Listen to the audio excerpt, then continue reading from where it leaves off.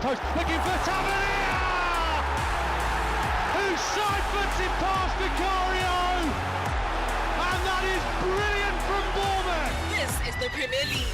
Be part of the thrilling contest between West Ham United FC and AFC Bournemouth on Saturday 5 April at 3:30 p.m. live on S3. Also available at your fingertips on SABC Plus. Proudly brought to you by SABC Sport. For the love of the game.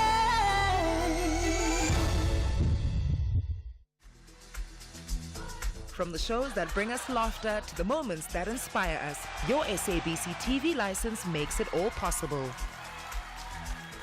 Every license paid supports local stories, top talent, and the programs that unite South Africa. Pay your TV license today. Visit tvlic.co.za or your nearest retail outlet. Your screen, your story. Together, we make it happen. Here, there, and everywhere. SAFM 105 FM in Polokwane. You are listening to Oliver Dixon on SAFM. You're listening to the National Pulse on SAFM. 8 minutes after 3 o'clock. Good evening, good afternoon rather, my goodness. Good afternoon and welcome to the Monday edition of the National Pulse. My name is Oliver Dixon and I'm standing in for Ashraf Garda today here on the National Pulse. Ashraf is not in because he is participating in Eid festivities, and on that note, I'd just like to say Eid Mubarak to all those who are celebrating the holy holiday and who have embarked and participated in the holy month of Ramadan. It's never an easy time. I always speak to my Muslim friends about it when they go through Ramadan. It's often a challenging time, not just physically but spiritually, and there's a lot of alignments that need to take place, and so I admire it, certainly do admire it. And to all those participating in the festivities, I do wish you all the best, and may, I guess, your sacrifices come to fruition in this month. Coming up on the show today, lots to talk about in the 4 o'clock hour, and I want to start by telling you what's coming in just after 4 o'clock because I want you to be around for it. Over the last couple of weeks, and particularly reaching a crescendo over the weekend, there's been a protest calling for justice for Cwecwe, a 7-year-old girl who had allegedly been raped by a school principal of a school that she had attended in October 2014. Nothing has come of the matter, and the country is in dismay. The country has taken to action, taken to streets. In fact, over the weekend, more than 100 people in Johannesburg had taken to the streets in protest. They had marched to Constitutional Hill in protest, calling justice for Cwecwe. We're going to be speaking to a number of people on this, including, by the way, AfriForum, who is at the moment legally representing the principal that is being accused in this instance. We're going to be speaking to the department as well, and we're going to be speaking to the Teddy Bear Clinic. So I want you to be a part of this as we unpack throughout the hour of 4 o'clock the Cwecwe matter and make sense of it all. But coming up in this hour, I'm going to be speaking in a very short while to Bonginkosi Khanyile, who is of the MK party. He is currently embarking on a march, a protest, titled "Where is my vote?" Delivering a memorandum to the Constitutional Court, they say, on the elections, the 2024 National General Elections. We're going to be hearing from them what it is they're asking from the court, why are they submitting a memorandum instead of filing notices, as typically is the rules of the court, but also the procedure of the court, but also what the substance of the case is. You would recall that they had launched a case with the Electoral Court last year already, and had subsequently withdrew the case. The IEC, or at least attempted to withdraw the case, and the IEC opposed the withdrawal of the case and said, the IEC said, no, we think this case should go ahead. The MK party should come forward and give us all evidence of rigging that they claim has existed. Do they have the evidence now? Bonginkosi Khanyile will give us an update on that. We're going to be speaking also in this hour to Lennon Ndebele, who's a Zimbabwean journalist. There's a protest, a stay-at-home protest currently taking place in Zimbabwe following calls from internal party squabbles in the ZANU-PF party of opponents of Emmerson Mnangagwa, the leader of the party and the president of the country, calling for him to step down, one, but also saying that it seems as though he wants to stay on beyond the end of his term, which is ending in 2028, saying that he's fashioning himself out to be a dictator, wanting to stay in office. We're going to be talking to Lennon about the details of that protest, and we're going to be speaking to Batembu Fuchane, who's the acting chief director for communications at the Department of Social Development, and this is on the Africa Children's Summit that the department will be hosting, which is dedicated to amplifying the voices of children across the continent. And they're getting active participation in shaping the future of children. The event brings together 1,300 children from all 5 African regions to discuss pressing issues and their well-being. And this is a biannual summit. We're going to be speaking to them in this hour as well. All of that and more coming up on the show. You can be a part of it all. You can give us a call if you want to react to any of the stories we have going here. The number is 086 000 2032. 086 000 2032. You can find me on our WhatsApp line as well. If you want to send us a WhatsApp voice note, do keep those short, brief, and audible. The number is 0614 104 107. 0614 104 107. I'm also on social media. It's simply at Oliver_speaking on X or Twitter, and Oliver Dixon on Facebook. Let's engage over there. 13 minutes after 3. Who says talking never solves anything? SAFM, leading the conversations that move us. The National Pulse, weekdays, 3 to 6 p.m. 13 minutes after 3 o'clock, you're listening to the National Pulse. Bonginkosi Khanile of the MK Party is marching to, or has marched to the Constitutional Court to hand over a memorandum. This protest started at 8 o'clock this morning, marched all the way from Pretoria to the Constitutional Court to submit a memorandum regarding last year's elections. They claim that the elections were rigged. I'm assuming, much like the earlier case they launched with the Electoral Court, they're asking for the elections to be declared invalid and for fresh elections to be called. They subsequently attempted to withdraw that case from the Electoral Court. Bonginkosi, good afternoon. Thank you so much for your time. Really do appreciate it. What does your memorandum contain?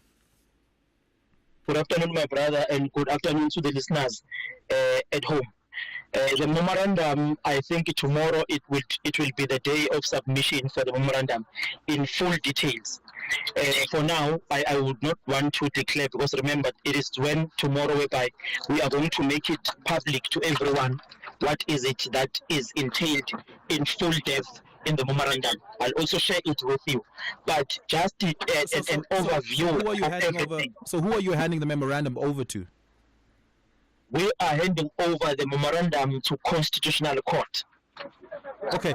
Because you know that typically, yeah, sorry, Bonginkosi, I just want some clarity from you here.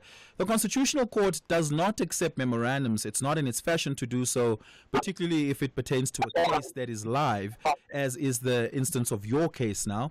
The Constitutional Court receives applications and or motions of notice of motions when you launch a case. So I don't assume they'll accept the memorandum. So I perhaps then have to ask you, are you also submitting a notice of motion to the court to bring a case? Currently, the MK has a case in court.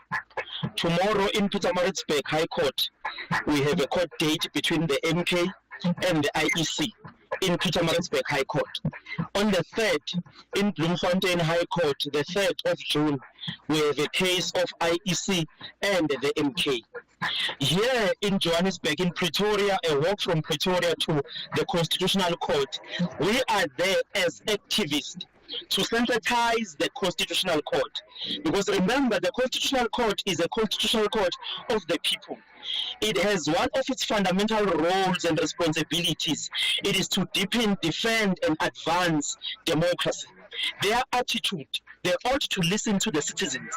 Remember, in South Africa, currently the battle that we have elections which are tainted. If elections are tainted, it means the executive of parliament is also in question. It means the parliamentarians are also in question. Because you remember that in South Africa, under constitutional democracy, we have 3 arms of the state. 1, it is the judiciary. 2, it is the executive. 3, it is parliament. When elections are rigged and the outcomes of elections are in question, it therefore means you cannot further entertain parliament and further entertain the executive. We Sure. have to go to the Constitutional Court to say, go. As a Constitutional Court, you have a responsibility. Okay, but of they fixing the bear that responsibility. Just a second there. Just a second. They bear that responsibility when they adjudicate over a live and active matter before them. Right now, it doesn't seem to me that there's a case before the Constitutional Court for them to consider and evaluate. In the memorandum, you are invariably going to ask them to do something. It's a call to action. That's typically what a protest memorandum is. If you ask the Constitutional Court to do something outside the corridors of the court, outside the rules of a formal case, surely you're asking the Constitutional Court to break the law. But my brother, you are going too far and say I'm asking things which are outside the rules of the law and the constitution of the country. Remember, to protest against any institution in this country, it is a right which is enshrined in Chapter 2 of the Constitution, which is the Bill of Rights. Actually, what we are doing with the Concord, it is actually enshrined in Chapter 2 of the South African Constitution, which is the Bill of Rights, a right to peaceful protest, a right to peaceful demonstration, a right to freedom of choice, and a right to freedom of association, and so on and so forth. What You can we are certainly asking, protest. No one's standing in your way of doing that. But I'm just curious about why a memorandum is being handed over to the court when a case is not active before them. I think all your questions will be covered when we are articulating the memorandum tomorrow, and also when I'm back here in SAFM to now speak directly on the details of the memorandum and what we are calling for with the Constitutional Court. Right. But trust me, everything we are doing within the ambit of the Constitution. By the way, you know the outcomes when the democratic systems of the country are now tainted.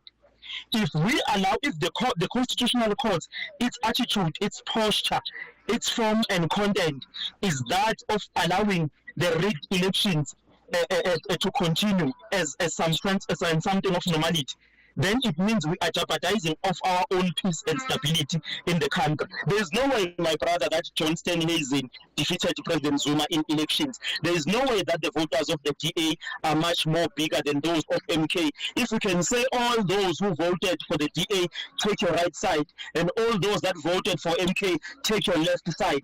Numerically, in terms of numbers and mathematics, there is no way that That's not how elections are evaluated, right? I mean, we don't vote by raising our hands. We vote by going to the ballot box. You may think that you have bigger groundswell support than another party, any other party for that matter, the ANC included. But if that's not what reflected at the ballots, then the conversation is moot. Perhaps to just ask this as a last question, a very important question here. Remember, just a second. This is an important question. We are thin on time, Bongikosi, so I do want to get this question in. On the question of evidence, maybe you can answer and make the point at the same time. On the question of evidence, the MK party withdrew, or at least attempted to withdraw its case from the Electoral Court because it said it needed time to gather evidence. Has it now gathered the evidence? And maybe in 30 seconds, can you tell us what the evidence is? During the elections in 2024, the ANC was number one. When the online system was counting, MK was number two. Immediately when the system crashed, when we came back as the DA number two, and the votes of MK began to stagnate, and we were told that we are number third. And up until the system finished to count, we were then declared as the third largest party, and the DA 21%, MK at 15%, and we can rightfully tell you members and voters of MK are far much bigger. We tripled the DA in terms of numbers, and we can prove that in any given time. So the election outcome are not a true reflection of the South Africans who went on the polls and voted for a true democratic elections. And the court have a responsibility to deepen, uphold, and defend the democracy. But if anything happens in this country, we'll blame it on the courts that kept quiet when things are going southward. Well, courts evaluate the evidence that's before them, and if the evidence is insufficient, then that's what the appellate system is for. Bongikosi, thank you so much for your time. I appreciate it. 21 minutes after 5. 21 minutes after. Akwele. No matter how you say it, one thing's for sure, Aquele is South Africa's most loved water brand, refreshing you with pure natural spring water and delicious flavored sparkling drinks. From every sip to every smile, thank you Mzansi for making Aquele a part of your everyday moments. Aquele, spreading joy to South Africa naturally. Equality, human dignity, freedom of movement and residence, life. Everyone has the right to life. Human Rights Month on SAFM. R5 can't buy you a pie and a cold drink anymore, but Outsurance is still committed to saving you big bucks on your car insurance. Get a quote, and if Outsurance can't beat your car insurance premium, ask them for R500 cash. And make that 1,500 Rand if you've been claim-free and with the same insurer for 3 years. Get monthly savings on your car insurance or cash in your pocket. SMS out to 30754. That's out to 30754. With Outsurance, you always get something out. A licensed insurer and FSP. T's and C's online. If we have rights, shouldn't we also have opinions? SAFM, leading the conversations that move us. The National Pulse, weekdays, 3 to 6 p.m. I'd love to get your reactions to that conversation I just had with Bonginkosi Kanyile. Look, it absolutely does not make sense to me why you would hand a memorandum to the court and not bring an application to the court, or why you would even do that if there are legal processes on the same matter already taking place in other courts. It seems to me very, very demonstrative, rather, of the theatrics and pantomime of what has become South African politics and the culture of it. But, man, I think it's a grandstanding moment. He's getting media attention, so surely that's a good thing for the party. If the media pays attention, if the public pays attention, what is this protest about? Even if the substance of your case is severely lacking. But I'd love to hear from you. Send me a WhatsApp voice note, 0614-104-107. Speaking of protest, there's a protest taking place in Zimbabwe right now. A different one where people have chosen to stay home. This is in protest to the claims that Emmerson Mnangagwa, the president of the ZANU-PF party and the country, intends on staying in power beyond the end of his term in 2028. While the police presence have been heavily in the streets of Zimbabwe, and helping us make sense of it, at least giving us clarity on it, is Lennon Ndebele, a Zimbabwean journalist at this moment. Lennon, good afternoon. Really do appreciate it.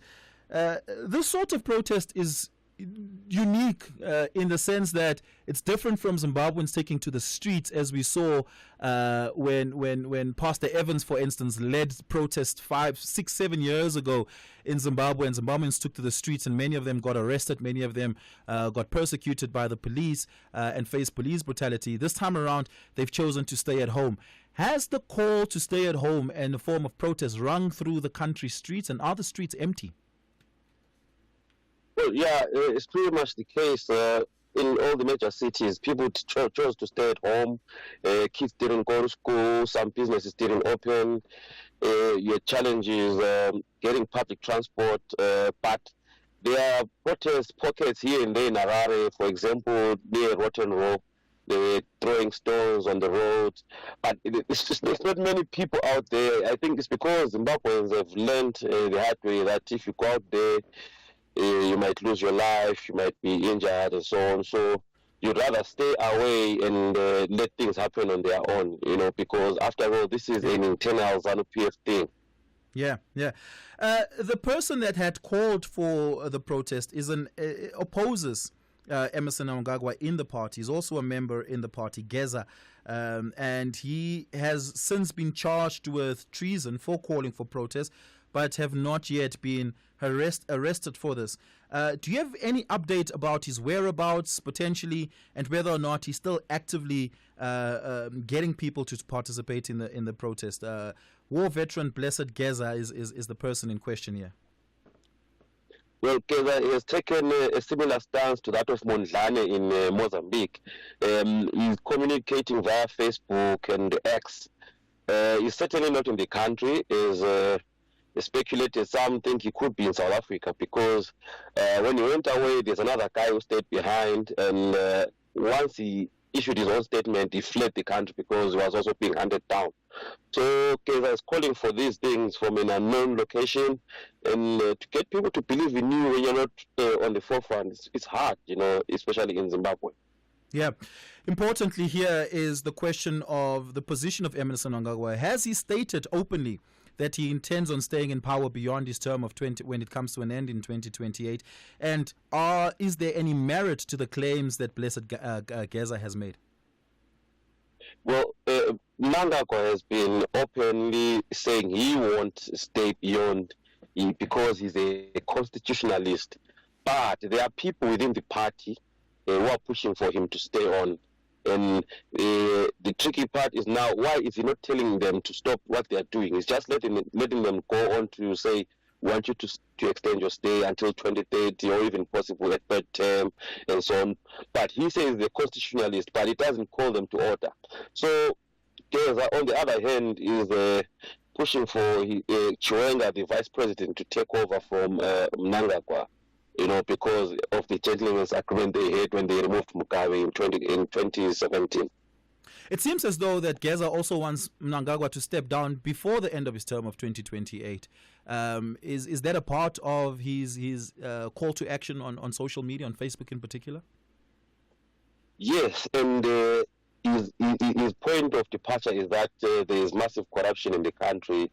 You have entrepreneurs such as Witness Chivayo who have become filthy rich overnight. You go to hospitals, you don't have medicines, but you have a guy who's gifting cars, expensive cars, to people that he says support ZANU-PF, and this guy is writing on government tenders and so on. And there are also the president's kids around and everyone else aligned to the president having a good payday, and so Geza is actually naming them out and saying, you guys are eating while the rest of the country is suffering, which is not what we went to the bush for. Yeah.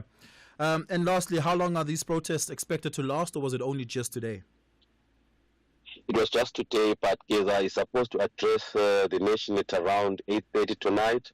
To give his State of the Nation address. So you'll tell us what next. Is that what he said? My goodness. Yes. So he's giving a speech tonight, presumably over social media, I'm assuming. Yes. Okay, we'll then wait to hear from him this evening. Lennon, thank you so much for your time. I really appreciate it. Lennon Lebele is a Zimbabwean journalist bringing us that update. I'd love to hear your reactions to that. As a Zimbabwean living in South Africa, what are your thoughts on that? What are your thoughts on Blessed Geza's campaign to get Emmerson Mnangagwa to step down before 2028 and for Chiwenga to take over thereafter or as soon as he steps down? I'd love to hear your views on that. Send me a WhatsApp voice note on 0614 104 107, and you can also give me a call. It is 086 000 2032 086 000 2032. You can find me on Twitter. It is at Oliver_speaking over there. I'd love to hear from you. Oliver Dixon on Facebook. It is 3:30 on the dot. Let's take your latest in headlines. Thank you, Oliver. And the news headlines on SAFM. I am Onda Lambana, and a very good afternoon. KwaZulu-Natal Premier Thami Ntuli is encouraging women to speak out early and report abuse by their partners. A state witness who was present at Enyobeni Tavern in June 2022 when 21 young people lost their lives has testified that he is one of the people who jumped out the window when he struggled to breathe. And the case against the man linked to the murders of 6 community patrollers at Merimi informal settlement in Soshanguve in Pretoria has been postponed to tomorrow. A full update follows at the top of the hour. SAFM, guiding you through the rush hour traffic.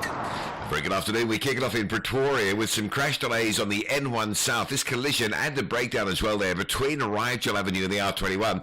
The N1 into that packing up towards the Atterbury Road exit. N14, the Krugersdorp Highway, collision on your way to Pretoria, just going into Brakfontein interchange, so that is slow going. And Durban side today, an earlier truck crash going down towards the Chatsworth exit after the M7. That is being cleared. All lanes open and the traffic is flowing normally through there. In fact, fact, it looks pretty good from Umgena Road to Spaghetti Junction, then from Spaghetti Junction all the way south towards Umlazi. If you're coming northbound, there's some roadworks top of Tweeny Hill territory, and 2 out of Ammanzamtoti on your way up into Prospecton is slow going. And Cape Town today, some roadworks on the M7 driving into Mitchell's Plain before the R300. There's a queue there back towards Samora Michelle, and the N7, Jake Scoville Drive, roadworks in the heart of Goodwood at 4-Tracker Road remain in place, queuing traffic at this hour coming down from Milton Street. With your traffic updates, I'm Rob Byrne. This is SAFM Sports with Tuming Kapele. Tum is by with the latest in sports. What's happening? Very good afternoon to you and our listeners. Well, the SA Under-17 men's national team kick off their Under-17 Africa Cup of Nations campaign against Egypt tonight. Amajimbos are back at the Continental Showpiece for the first time in 10 years. And head coach Vela Khumalo says that he's quite confident that his side is ready for the task ahead. I think we are very clear and with our players to say, much as everyone is saying it's a group of death, so we are happy that we are counted as one of the best in that group as well. And we're going to showcase our talent. We have a talented team, but importantly, more than anything else, the character and the mentality where we want to see ourselves in the World Cup. So irrespective, they all in the same age. It's a different year, and we understand that we are new. But I remember we were once in this level, and this is not going to be completely new. The experience is there, but importantly, more than anything, we want to qualify to the World Cup, and surely we want to be counted amongst the 10 teams that are going to the World Cup from Africa. Well, kickoff is around 10 o'clock South African time. Meanwhile, Kaizer Chiefs coach Nasruddin Nabi has slammed reports suggesting that his technical team are paying the price for not having a South African as part of his support staff. Chiefs slumped to their 10th defeat in the Betway Premiership at the weekend, losing 2-1 to Golden Arrows, and they now guaranteed, or not guaranteed rather, a top 8 finish with 7 games to go. The 59-year-old says he doesn't depend on nationality to analyze his team or the PSL. I think, I repeat, the skills don't have nationality. You understand me? And before I come in South Africa, I analyze all the PSL. If you give me question for the game number 20, I give you for Kaizer Chiefs the performance, and the problem is not here.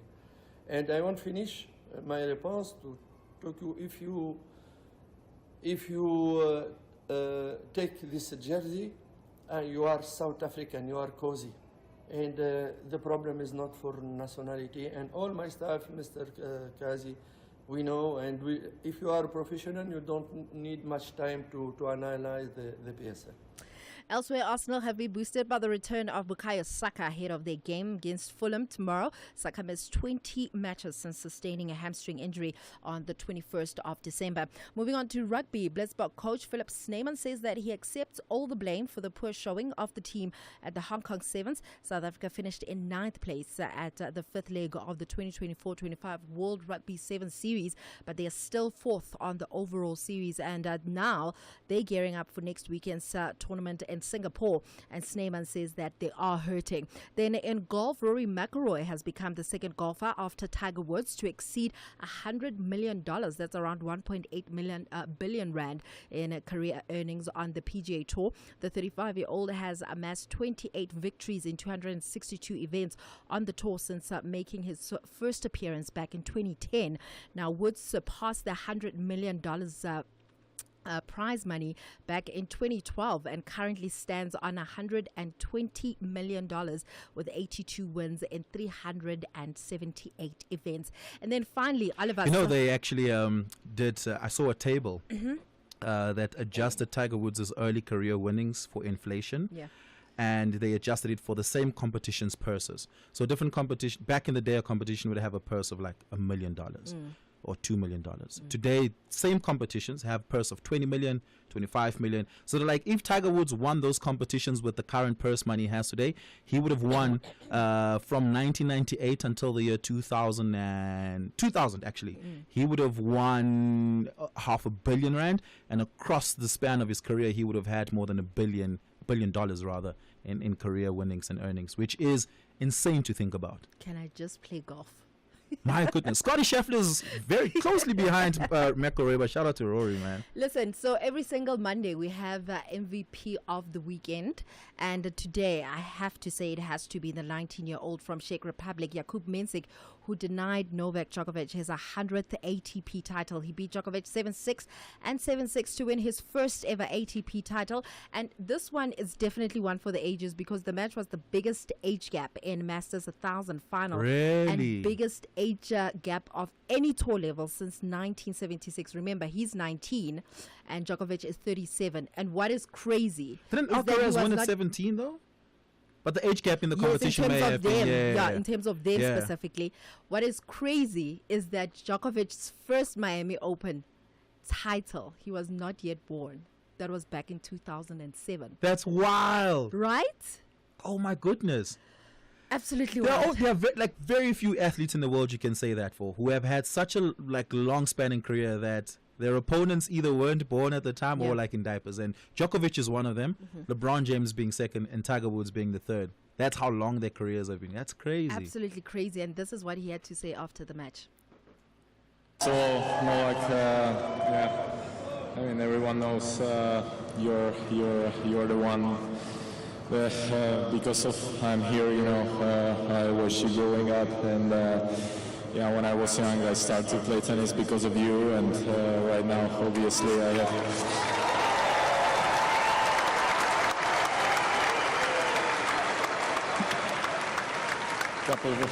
Couple of opportunities to practice with you, and of course play in Shanghai right now. I mean, there is not harder task for a tennis player than to beat you in the finals of the tournament. So thank you for much. Thank you so much for everything you've done in this sport and for everyone. And you are an incredible person.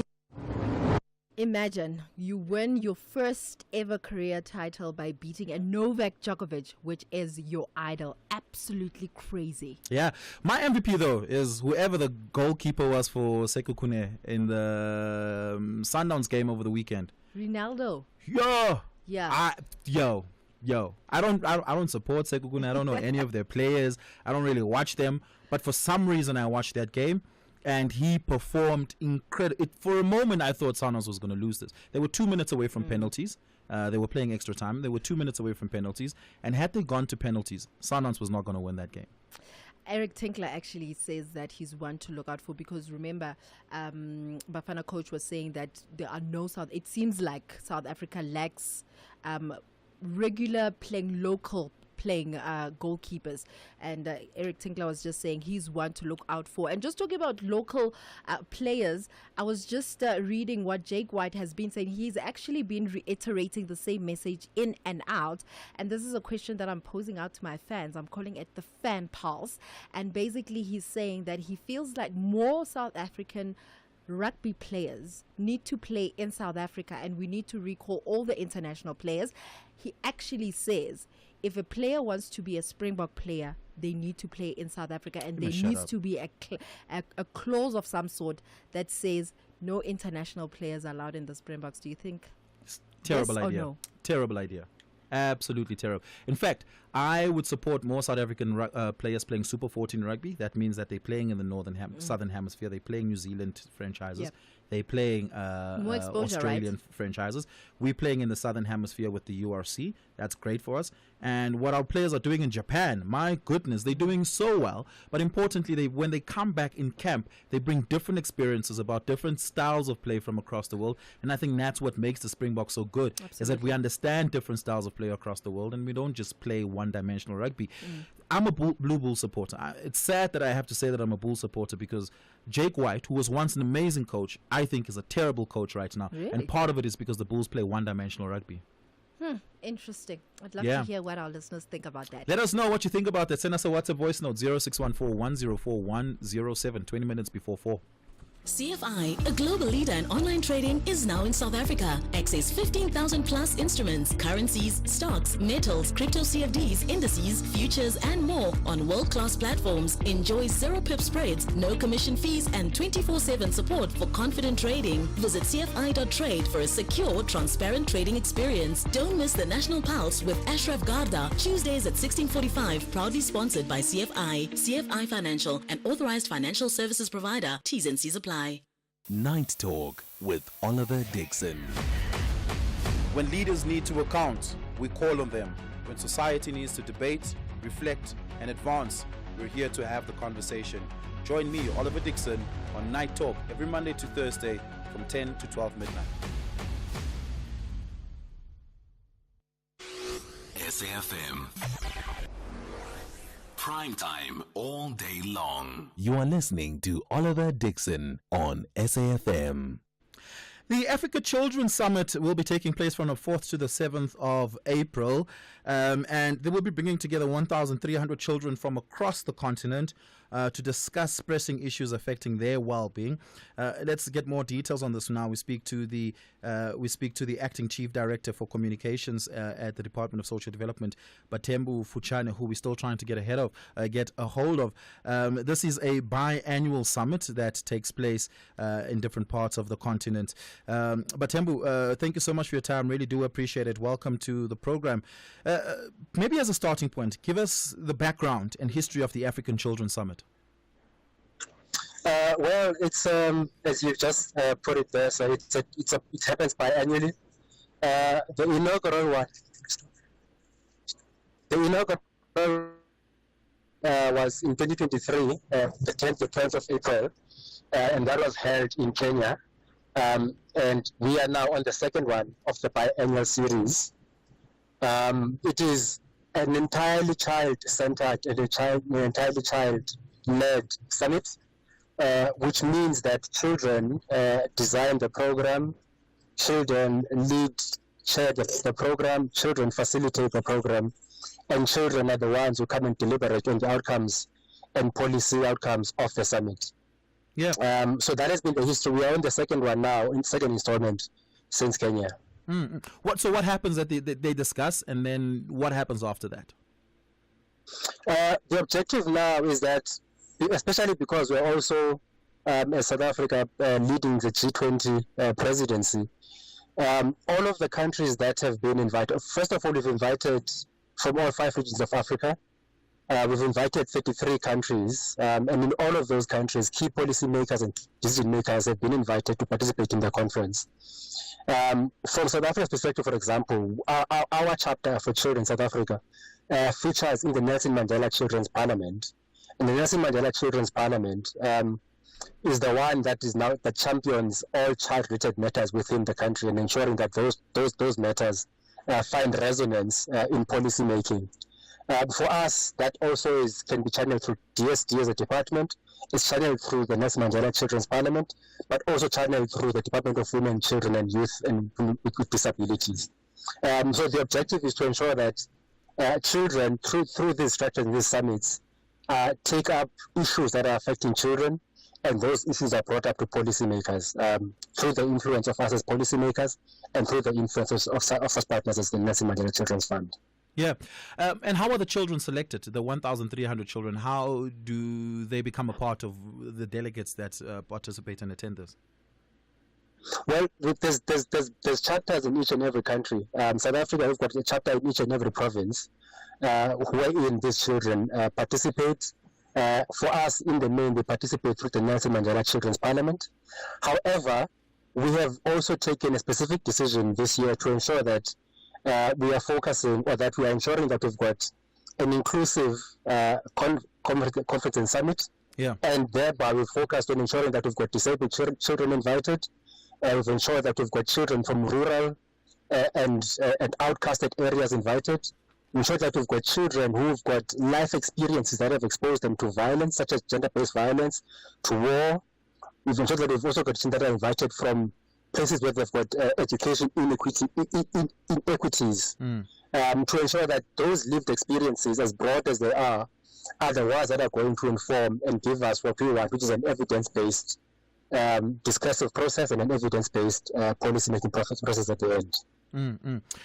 Important here is, can you give us an example of any of the ideas, resolutions, and or outcomes of any of the discussions that may have happened either at the last biannual summit or at any one of the provincial chapters in the country that has found its way to the desk of a policymaker, that's found its way to the desk of a decision maker in any way in our state apparatus? I'm asking this because I really want to get a sense that it's not just talk for the sake of talk, and that it's not just getting children in one location for the sake of being able to say, hey, look, we're giving children a platform, but it's actually meaningful conversation that translate into actionable items. Look, I think because of the fact that it's a relatively new initiative, and two, it has been driven from a civil society perspective. The discussions that we're having now are continuing from Kenya. And so we're making slow progress. But I think what is key for this particular session this time, unlike the one in Kenya, is that now we've got the active participation. Because in Kenya, in the main, it was children and civil society that was leading that, and they were germinating the idea in Kenya.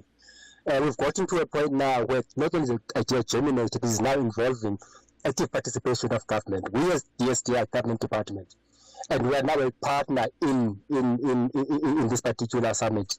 The same goes for education department. The same goes for women, children, and youth with disabilities. But also, even from the other countries, we had interest from 3 heads of state, first lady heads of state, that wanted to come and join this particular summit. And I think that for me is the progression that they have moved the summit from where it was just society only and children only. It has now progressed to a point where we've got active government participation now participating in it.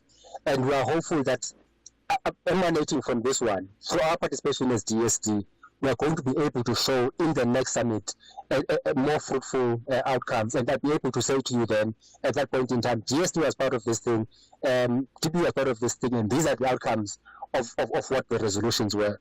But I think, again, the central message for us, really, appreciating that children are children and that they are oftentimes overlooked and that their voices are not heard. The fact that they've come this far to have gotten government actively involved in a summit, is itself a victory. And we want to celebrate that, but also want to ensure that going forward, their discussions manifest in something concrete, as you are asking me. Yeah, we're going to have to leave it there. Thank you so much for your time this afternoon. Really do appreciate it. Batembu Fuchane is the Acting Chief Director for Communications at the Department of Social Development. They're hosting this in partnership with the Nelson Mandela Children's Fund. I'm taking your reactions to this.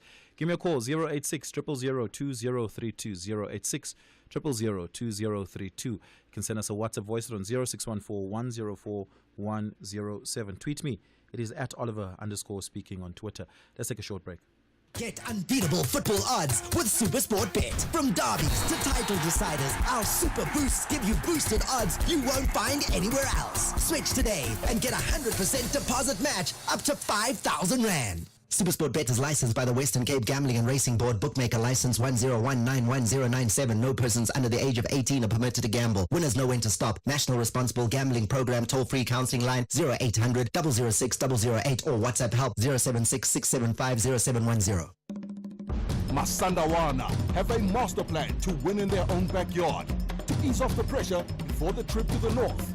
But the Beast of Africa want to demonstrate why they are also called the Smiling One.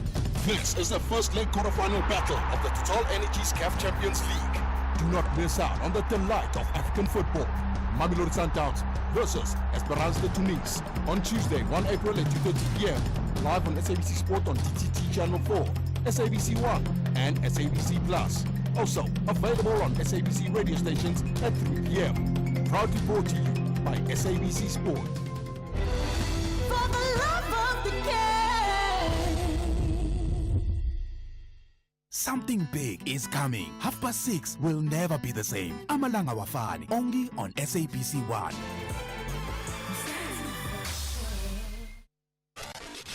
Across South Africa, online and on radio. SAFM, let's talk.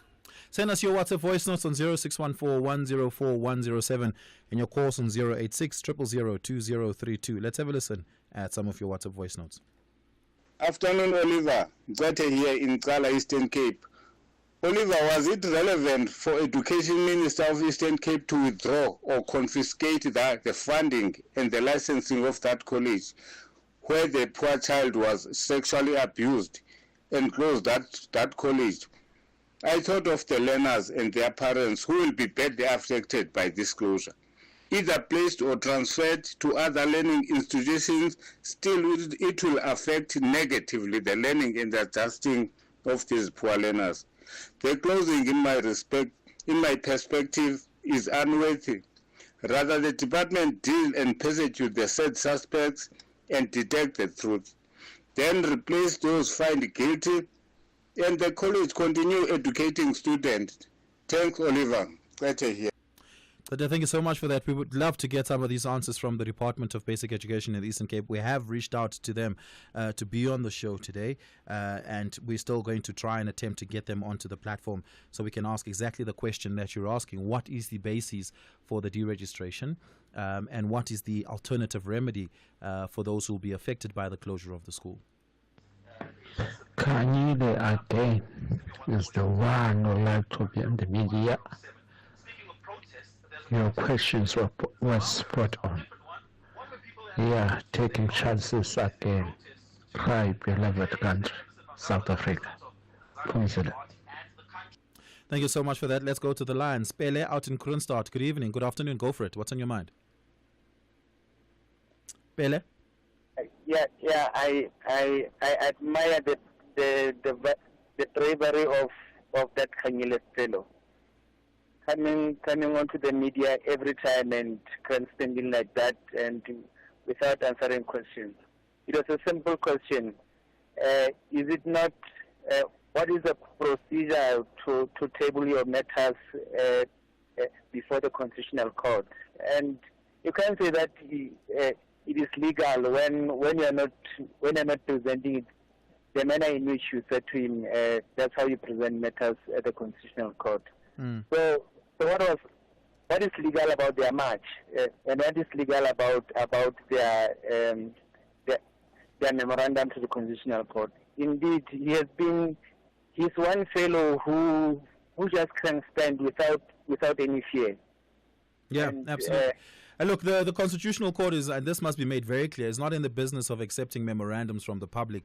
It certainly does not do that. It would be, in fact, would be violating the rules of the court if it did that. If they want to bring a matter before the Constitutional Court, they must bring an application as such, and then the court might entertain it, but certainly not by accepting a memorandum on the staircase of the Constitutional Court. That's certainly not going to happen. Everybody who interviews that fellow, because he's forever listening to himself. Sure. Yeah, no, thanks a lot, Pele. I appreciate your call. Pele calling us there Thanks from Kroonstad. Yeah. Another one on the MK party. Let's have a listen at this. Good afternoon, Oliver Dixon in Tion, Cape Town. Oliver, I think that the MK seeking attention. For them, they see like a President Jacob Zuma is so big, more than everybody else. They cannot undermine the DA and other political party. No, they cannot undermine them. The DA and other political party been there for long. So just because the President Zuma is popular does not mean that it can be translated by the ballot to paper. You know, we understand, but there's no proof.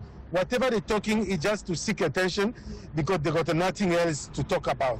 So they want people to talk about MK, Tion, Cape Town. Thank you. Good show, Oliver Dixon. Thank you so much for that. Really appreciate it. Yeah, I mean, their logic is self-defeating in that instance. That, wow, based on the popularity of who we can get to fill up a stadium, who you can see on the ground supporters, surely the MK must be bigger than the Democratic Alliance. By that calculation, the EFF should be bigger than the MK party, because think about just the amount of rallies and stadiums that the EFF has been able to fill. Better than the Democratic Alliance, which they have far fewer votes than, right? Self-defeating logic. Churchill in Gqeberha, good evening. Good afternoon. Go for it.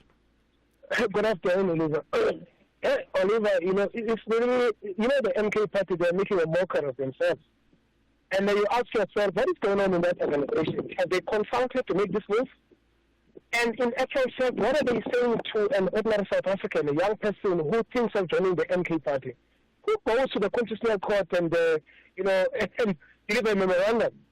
Have they consulted on this? I don't know. I mean, I'm not a member of the party. Because even if they wanted popularity, but at the same time, many people are rather thinking that, no, this is not an organization that can join. Absolutely. I mean, yeah, it's really laughable, honestly. Yeah. Thanks a lot for that, Churchill. Appreciate your call. Churchill calling us there from Gqeberha. Let's have a listen at this WhatsApp voice note. Hi. The situation in Zimbabwe, it's a pretty frightening one. However, it's close to our hearts. South Africans must be very, very cautious that we're heading down a similar road. So the mere fact that we have entrepreneurs becoming super rich overnight is something that has to be looked at, because it looks like the ANC are just to feed their own stomachs and that of their children and nephews and nieces and friends. So whilst discussing Zimbabwe, us South Africans should not forget what's happening here. Baji, KZN. Good afternoon, Oliver Dixon. The MK started the battle that they will never win. You know, we all understand that the ANC usually did a corruption on the election day. Even on the time of JZ, this thing happened. But now, as JZ left the ANC, he thought that they will stop this corruption now because JZ is outside the ANC. No, that thing won't happen at all. I'm Kulotma from Harding at Santombe. I'm not sure that your point is correct either, right? Because, firstly, there's just never been any evidence of electoral corruption in South Africa to the point where it can taint the integrity of our elections and put the election result into complete disrepute. That has not yet been proven. And I mean, we've had seven national general elections. I think importantly is, and this is why I think the IEC did a really interesting thing here when they said that the MK must bring the evidence, so they're opposing them withdrawing the case. The MK must bring the evidence so that we can see what the evidence is, because calling the elections into disrepute and not providing evidence is deeply disingenuous and deeply dangerous, and I must say, deeply undemocratic. Khotso, out in Midrand. Good afternoon. Go for it. How are you, Mr. Oliver? I'm fantastic. Go for it, brother. Good. Look, man. South Africa is a democratic state. We also need to give chance to all political parties who are having a matter to take one or any vengeance regarding the local stand of the IEC. Don't forget that the IEC on its own, there's a lot of irregularities with the IEC. Take the issues which have been raised by opposition parties in your Western Cape, whereby they'll show you that the DA, there were irregularities. IEC failed to entertain those issues. Number two, you need also to deal with the issue and the fact that IEC is also one of the low-hanging fruit when you look the other Chapter 9 institutions, whereby it was easily, it should have been easily manipulated, given the fact that commissioners and everybody there, and let alone the visit of the ambassador of the U.S., who today is against the very same South Africa. So you can see that the IEC on its own. You know what I really like, Khotso? You know what I really like about the configuration of our democratic institutions. We're one of very few countries in the world that has specialized courts on elections. The Electoral Court, I think, is a creation, and I speak under correction here, of South Africans. What I like about it is every claim that's ever been made against the elections and the election commission can be found on the court roll and in the court history of the Electoral Court. To say that it has not been addressed is also not true, because many of these cases do go to court and they get resolved ultimately. The court adjudicates over these matters and ultimately finds either in favor of a party that brought a claim or in favor of the IEC that defended a claim or brought a claim, whatever the case may be. So the idea that the IEC does nothing, I don't want to defend the IEC because I don't know too much of their inner working details, but what I do know is what's in the public domain and on the court roll, and I think we must appreciate and respect that, surely. Yeah, no, it's fine. I agree with you on that sentiment. But what is supposed to happen now is that the IEC is supposed to entertain, or the electoral court, entertain matters which has been brought forward to the IEC. Currently what we are finding and we are seeing is that everybody wants to defend the IEC as if the IEC is holier than thou. Although there are matters which has been raised by even the public to say you have found. Yeah, and that's quite literally that's what the court is for, right? And that's what we hope to see play out there. Kotso, I'm over time. I'm going to have to leave it there. Thanks a lot for your call, my brother. Appreciate it. It's a minute after 4 o'clock. Let's take your latest news.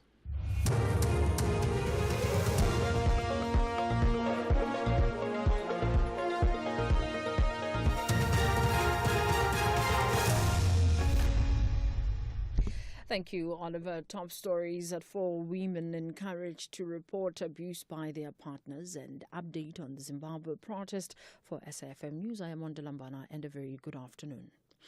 KwaZulu-Natal Premier Thami Ntuli is encouraging women to speak out early and report abuse by their partners. Ntuli was speaking at the home of two sisters, Nandipha and Nangamso Lifana, who were shot and killed by a man at Lindelani Township at Umzindo on KwaZulu-Natal South Coast. The sister's neighbor was wounded in the attack. The man committed suicide after the incident. He was the father of Nandipha's baby. Ntuli says on the same day there was another incident in the same area where a woman was killed by her partner who also committed suicide. Ntuli says women should not stay in abusive relationships. The second issue is for the women to break silence, in fact, not to be silent when they are in an abusive relationship. At the earliest possible time, they must report to their families, and families must not encourage women to persevere on a relationship that is abusive, because the ultimate end of an abusive relationship is for the women to be killed, to lose actually their life. So I think we need to do more as government. We need to do more as the entire society. We need to do more as the traditional leaders in the society. A state witness who was present at Nyobeni Tavern in June 2022 when 21 young people lost their lives has testified that he is one of the people who jumped out the window when he struggled to breathe. Apiwe Gaudini was testifying in the East London Magistrates Court sitting in Mdantsane at an inquest into their deaths. He told the court that he's confident that pepper spray was used that night, making it difficult for patrons to breathe. So, during the night,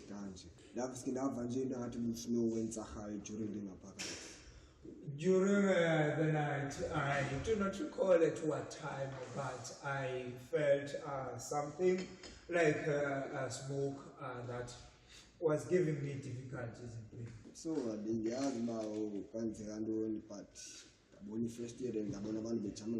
so during that time, I was in perfume. The case against the man linked to the murders of 6 community patrollers at Merimi informal settlement in Soshanguve, Pretoria, has been postponed to tomorrow. The 27-year-old appeared in the Pretoria North Magistrate Court on 6 charges of murder, 5 of attempted murder and 2 of robbery with aggravated circumstances. NBA spokesperson Lungama Anjana says the accused appeared in court for the first time last week with his co-accused. Last week, the 2 accused that appeared, we had the 27-year-old who appeared again today and the 51-year-old man who appeared last week. Those 2 individuals were not charged with the murder of the patrollers. Those ones were charged with possession of firearm and possession of ammunition. Remember last week the media was not allowed inside because we still needed to conduct an identity parade. An identity parade had since taken place where he was positively identified as one of the people who were there and attacked the patrollers. Hundreds of worshippers have packed the Mahij Qud Mosque in Athlone on the Cape Flats to mark Eid al-Fitr. Muslims across South Africa celebrating Eid after the month-long fast of Ramadan. Executive member of Mahidul Qud, Mohammed Abdullah. Well, Eid is a celebration, a day of festivities. So the month of Ramadan, as you're aware, would have fasted for 30 days or 29 this year. And that meant fasting from food and drink, etc., from sunrise to sunset. And so today is about no fasting. It's about enjoying time with the family, remembering those that's passed on, and just feasting and meeting people. So today is around about visiting and moving around and greeting all the friends and family over today, because most of the Ramadan, the soul would not have met up so much. So today is about celebration and festivities. It's the main objective, yeah. Many Zimbabweans have shunned the call for a day of protest after the authorities deployed hundreds of security personnel. Some independent war veterans had called for demonstrations to force President Emmerson Mnangagwa to resign. The BBC's Shingang Nyoka has the details. The streets of Harare are largely deserted, as many other cities and towns around the country. No street vendors, most businesses shuttered, school gates closed and public transport scarce.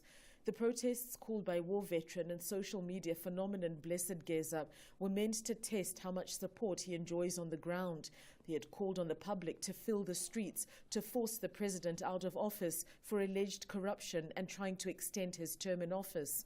Zimbabweans largely stayed home, likely out of fear. They also ignored calls by the government to go about their business as usual. Recapping the top story, KwaZulu-Natal Premier Thami Nduli is encouraging women to speak out early and report abuse by their partners. I am Wanda Lambada for SAFM News Headlines at 4:30. And coming up in your sports, the SAWA CAF Champions League quarterfinals take center stage this week as the race for glory heats up. The countdown is on for the Vili Leroux Rugby Festival, while in F1, Yuki Tsunoda sets his sights on a podium finish at his home race in Japan. More details at 4:30. SAFM, guiding you through the rush hour traffic. We started Pretoria with heavy backlogs on the N1 South today. Crash after Rigel Avenue. Traffic parked back as far as Atterbury Road. Also at the bottom end of the N1, coming into Joburg. Breakdown at Buccleuch with the queues back to Allendale Road. And there's a crash on the N14 if you're heading to Pretoria. This is the Krugersdorp Highway. The crash around the N1 Brockfontein interchange with some pressure as you arrive into that scene as well. Getting up to Pietermaritzburg, all the scenes between Umlas Road and Market Road are being cleared. That's an accident that's out of the way now. And a breakdown before Market Road, which is also been moved. A stationary vehicle N2 north before Umgena Road, so heading north through Spaghetti Junction. That's busy today. And Cape Town, if you use the N7, M7 option, there's the roadworks at Goodwood that are still there. Crash further down, going south at Klipfontein Road on the M7 south, and then the roadworks going into Mitchell's Plain at Samora Michelle, backing traffic from Danafontein Road. With your traffic updates, I'm Rob Byrne. Whether it is a CCMA referral, problems with a mechanic, or unfair blacklisting, Clientele legal plans are affordable, and you receive up to 670,000 rands worth of legal services per year. We cover civil, criminal, and labor-related matters. Our legal team will be your support 24 hours a day. SMS SAFM to 32195. That's SAFM to 32195. Clientele General is an authorized FSP and a licensed non-life insurer. T's and C's online. Standard rates apply. Masandawana have a master plan to win in their own backyard, to ease off the pressure before the trip to the north. But the Beast of Africa want to demonstrate why they are also called the Smiling One. This is the first leg quarterfinal battle of the Total Energies CAF Champions League. Do not miss out on the delight of African football. Mamelodi Sundowns versus Esperance de Tunis on Tuesday, 1 April at 2:30 p.m. Live on SABC Sport on DTT Channel 4. SABC 1 and SABC Plus. Also available on SABC radio stations at 3 p.m. Proudly brought to you by SABC Sport. For the love of the game. Honey, what are you doing? I'm stretching for tonight. I thought you're not dancing at bachelorette parties anymore. Baby, we need the money to put Johnny through matric mos. And what's the police uniform for? The clients feel safer when I wear it. No, man, just sell your bucky to We Buy Cars. They give the best prices and they pay you within minutes. Okay, but can I just go and dance one more time, please? You know how much I love it. No, the buyer's already on his way here. Wow, okay. Strapped for cash? Just sell your vehicle to We Buy Cars. The easiest way to sell your car by far. Here, there, and everywhere. SAFM 106.6 FM in Bloemfontein. You are listening to Oliver Dixon on SAFM. You're listening to the National Pulse on SAFM. 10 minutes after 4 o'clock, you're listening to the National Pulse. My name is Oliver Dixon. Thank you so much for joining us. Really do appreciate it. In this hour, we're going to be focusing on the matter of the rape case of Cwecwe. Over the weekend, protests took place in various parts of the country, particularly in Johannesburg, where more than 100 people had marched at the Constitutional Hill in calling for justice for Cwecwe. Cwecwe, a 7-year-old girl who in October of 2024, last year, was allegedly raped by the school principal of the school that she attends. Bergview College is the name of the school. We're going to be speaking to various people about this in this hour. We're going to be speaking to William Bird of Media Monitoring Africa to talk about the coverage that this matter has been getting and what we should be aware of.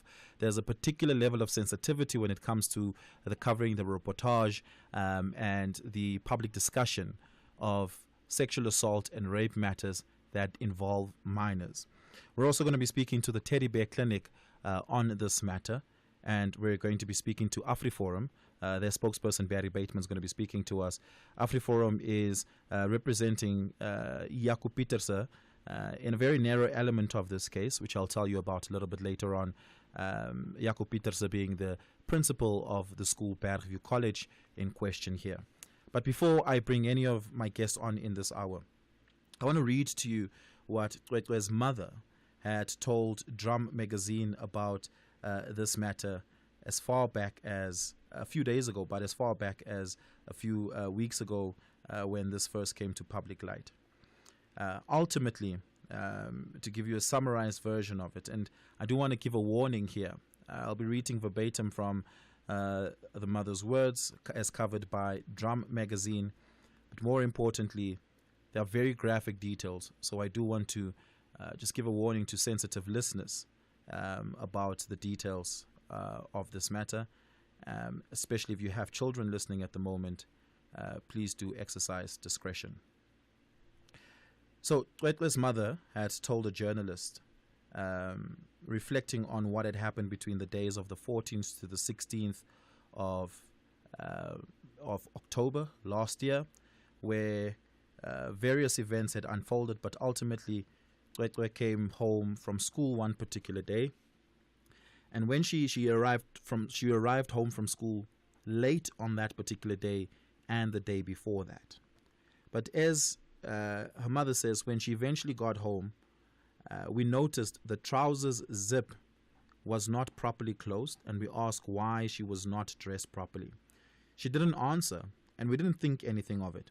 So we ate, and around 6 p.m., Cwecwe complained about having a stomach ache, and she went to the bathroom. Came back, and within 10 minutes of being back, she went again. Then came out complaining that her buttocks are painful. Even then, I thought she was just constipated or had bad diarrhea. I didn't pay that much attention to it, and I gave her medication. And she wore her pajamas, then went to sleep. And I told her to wake me up should the stomach bug persist. She agreed. In the morning, now a Wednesday, while I was busy in the kitchen, my husband told me that Cwecwe is struggling to walk, and I could see she was in excruciating pain. That's when I decided to check to see what was going on. There was load shedding also at the time, so I told her to kneel on the bed and I'll check her using my phone's torch, and so she did. Her mother says, as I attended to her, I saw a huge opening on her buttocks and she was red around the lining. And I informed my husband. He came to check as well and was met with this horrific sight. but sexual assault slipped both our minds, as it didn't occur to us that that could have been what it was. Since my husband was absent at work on Tuesday, I told him to go in and I'll take Cwecwe to the doctor. She had an appointment at work, and we both work for the South African Police Service. I then called my boss to report I'm taking my daughter to the doctor. At 8:30, we headed to the doctor, and while in the queue to see the doctor, Cwecwe was still in pain. The doctor checked and confirmed that there was a huge opening, that the huge opening is that of sexual assault. I ran out of the room crying, as I know how sexual assault feels like, because I too am a victim. And the doctor checked on her on the front as well and confirmed that there was penetration as well. But it's not as deep as the one at the back. I then informed my husband of this, and we were both shocked as we kept on asking in disbelief how and when and where were we as parents. And he is on his way, she stressed. Her husband was then on his way. The doctor recommended a psychologist for a report so I could open a case, and before going to the police station, I decided to pass by Cwecwe's school and report as she was absent. I then made my way to the police station, where we were escorted to a Tutuzela care center, and my husband was there as well, and Cwecwe was given medications. Samples were taken from her, and even then she was still crying after she saw a nurse, doctor, and a psychologist. By the time we got home from the doctor, Cwecwe was asleep, and she had been given an injection, and we woke her up as we wanted to give her the PrEP medication we got from the doctor. We then decided to take her to a private hospital in Port Shepstone, a drive that takes 3 hours, and it was a difficult drive. And upon our arrival, we were abruptly and honest and told them she has been raped, and we were not here for that, but rather want you to help her healing from these pains. And they admitted her. Whilst in the bathroom, I overheard my husband ask her what happened on Monday as she came back from school. Very late, she recalls. Cwecwe's answer to her father, Malume, the transport driver, came to fetch us late that day, and we were waiting for him, Malume. Malume, the school taker, told me to sweep the classroom in the meantime. While I was sweeping, Dad, I randomly got tired. I don't know from what and how I dozed off. I then woke up when Malume, the school caretaker, told me that the other Malume, transport driver, has arrived. Remember, I was eavesdropping this conversation from outside, the mother says, so I decided to call the transport driver to hear from him why the transport was late on that Monday. The driver apologized and told me he was not around that day, and instead asked his other colleague, from whom they both drove taxis at the time, in person to go pick her up from school for me. But he was late, and was called by the school later than the normal time to tell him the kids still haven't been fetched by his colleague. And what confused me is that the school has our numbers, and we never received any calls from them as parents, but instead they called the transport driver, she said. I'm going to stop there for now. I think that was a lot of detail, a lot of graphic detail about what had happened to Cwecwe on her mother's account. I now want to welcome into the conversation William Bird of Media Monitoring Africa, who is going to talk to us about this because the reportage has been extensive, has been varied, and has been covered by various media stakeholders and media outfits. William, good afternoon. Thank you so much for your time. I had written the I had written the opinion by Media Monitoring Africa on the handling of rape cases and sexual assault cases that involve minors. There are specific laws both in the Press Code but also in the Criminal Procedures Act and the Sexual and Sexual Offences Act in the country that are very specific about the reporting of rape cases that involve minors. Invariably, transgressions of these codes seem to happen in the media all the time. Talk to us about what you've observed over the last few days, and what your assessment of it is. Well, look, I think the first point of departure is to say what's in the best interest of the child, because the detail you've revealed gives some indication of the level of severe and deep trauma that both the child and the mother, and indeed the father, are likely going through. So you have to say, well, what's the best way that we can do to mitigate that? So one of the core ethical principles for news organizations is minimize harm. You then say, is it in the child's best interests if we name the child or indirectly name her? And the short answer to that must be no, because it can't be that having her name and identity or images or her mother identified is in the child's best interests. It exposes her to secondary trauma. It means that she may be subjected to all sorts of intimidation and threats, because unfortunately that's what happens in countries around the world, that victims themselves are blamed for these things. Yeah. And to a large degree, news organizations that have gone along with this and identified the mother, they are guilty not only of a legal breach, but I think the most severe ethical breach, simply because you are participating in further abuse for that child. The child is the one who needs care, compassion and support, and indeed so do the whole family. Exposing them to their identification is clearly not in their best interest. Now, I understand that the mother, because of her frustrations at a lack of developments in the case, a lack of action, potentially would want to go and say, I need the story to be out there. And you can understand the deep sense of anger that she would feel at nothing seemingly happening.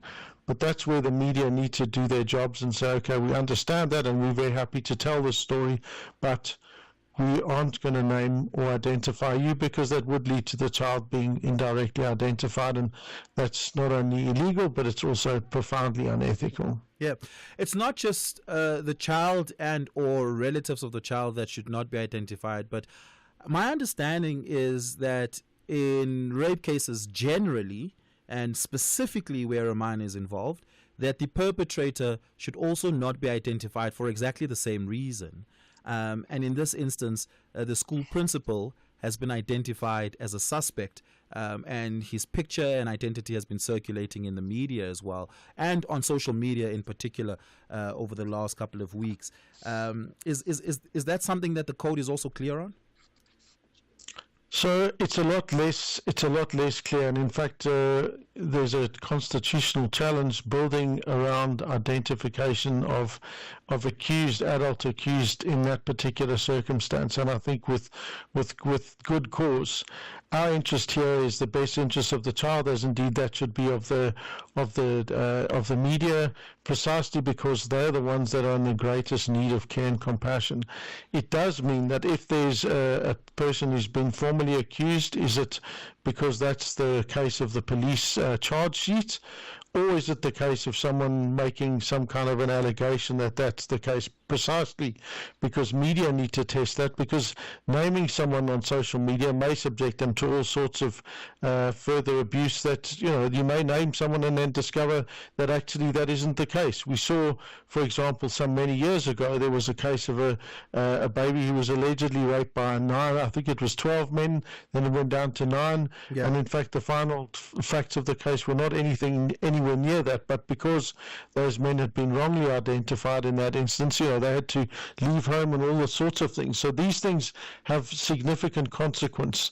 People's anger is justified. What we need to be asking are questions about why has the system failed this child and this family in the most profound manner, when you've got something where, as we understand it, the child was then expelled from school. Is that really the case? And on what basis did that occur? So there's some very real questions that can and need to be asked. But I think the core issue is preventing the child's name and identity from further exposure. So it should be that media are calling on and encouraging anyone that's posted her image or her name or a mother's name and identity to please remove that post. The last thing we want is for this child to have to be exposed to that kind of secondary trauma in later life. It just isn't fair. Yeah. From what I can gather, and I've been searching far and wide on this because I specifically wanted to make sure on this particular point, is that Kwekwe does not seem to be her actual name. It may be an alias or a name created specifically by the journalist from which the story originates. I do not yet have that confirmed, but what I do have confirmed is that Kwekwe does not have that it might not be original name. The mother, however, refers to her actively, both in the Drum Magazine article and in a video that she had posted. The mother has identified herself and is actively circulating, or at least actively produced a video where she speaks about it herself. What is best practice in the media after such an event, after the fact of the mother actively having identified herself in this case? Because it becomes very difficult to continue to report on this matter if the identities are already out there. Sort of the cat is out the hat, so to speak, already. So it is, but it doesn't mean that media can't ameliorate and minimize that harm, right? Because the simple reality is this, is that what you're doing is you're putting a significant decision, which is the choice to identify herself and her child in the public domain. Now, the mother is clearly in a state of trauma, and she's also incredibly angry. That is not someone who in the ordinary course of things you'd be saying, okay, we're going to allow you to make this profound decision with that has significant impact.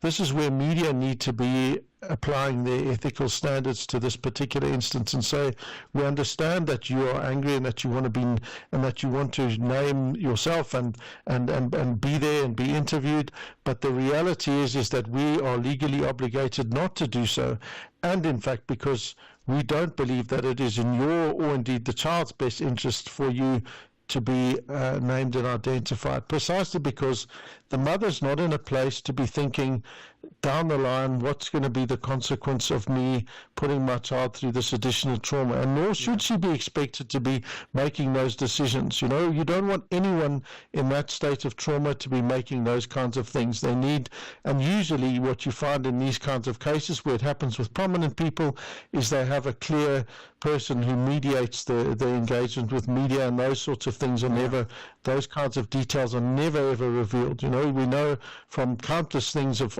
celebrities who've sexually assaulted children. Those children's identities are protected usually because there's a strong legal process that says, hey, and that prevents media from getting anywhere near those kinds of families. Yeah. And in this instance, you know, we expect our media to adhere to that.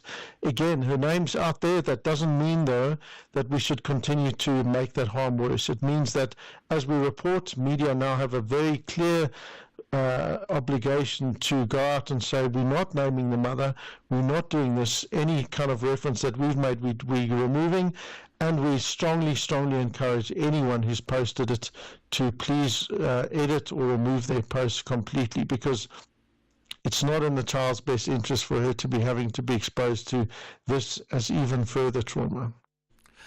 And just lastly, because I if you read the AfriForum letter, I don't know if you have, AfriForum is representing the principal of the school in this instance, and in it, AfriForum makes the claim that he's being erroneously accused, and that he's been vilified in the media, and that his reputation has taken a knock. And subsequently, they're seeking to take legal action on the basis of that. Mr. Pieterse, who is Jaco Pieterse, the principal of the school, is still being actively in the media identified as a suspect in the case. I have not been able to determine from the NPA if he has formally been charged, one, and two, whether or not formal media does it. His picture's been circulating on social media in any case.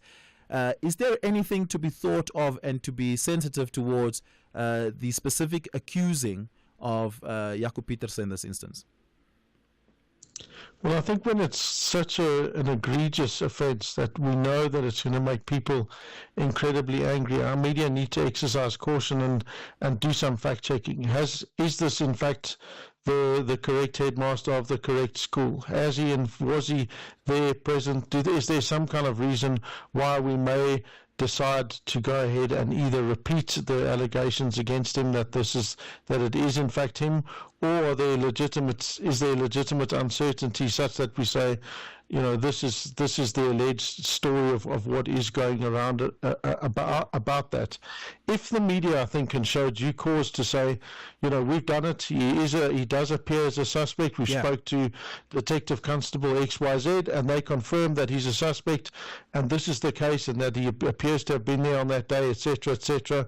Then, frankly, I don't see there being an issue with him being named. Obviously, he's got every right to defend the serious charges against him, and he needs to do that, But we know that social media these days means that he is going to be exposed to a huge amount of trauma and abuse for the fact that his identity has been revealed.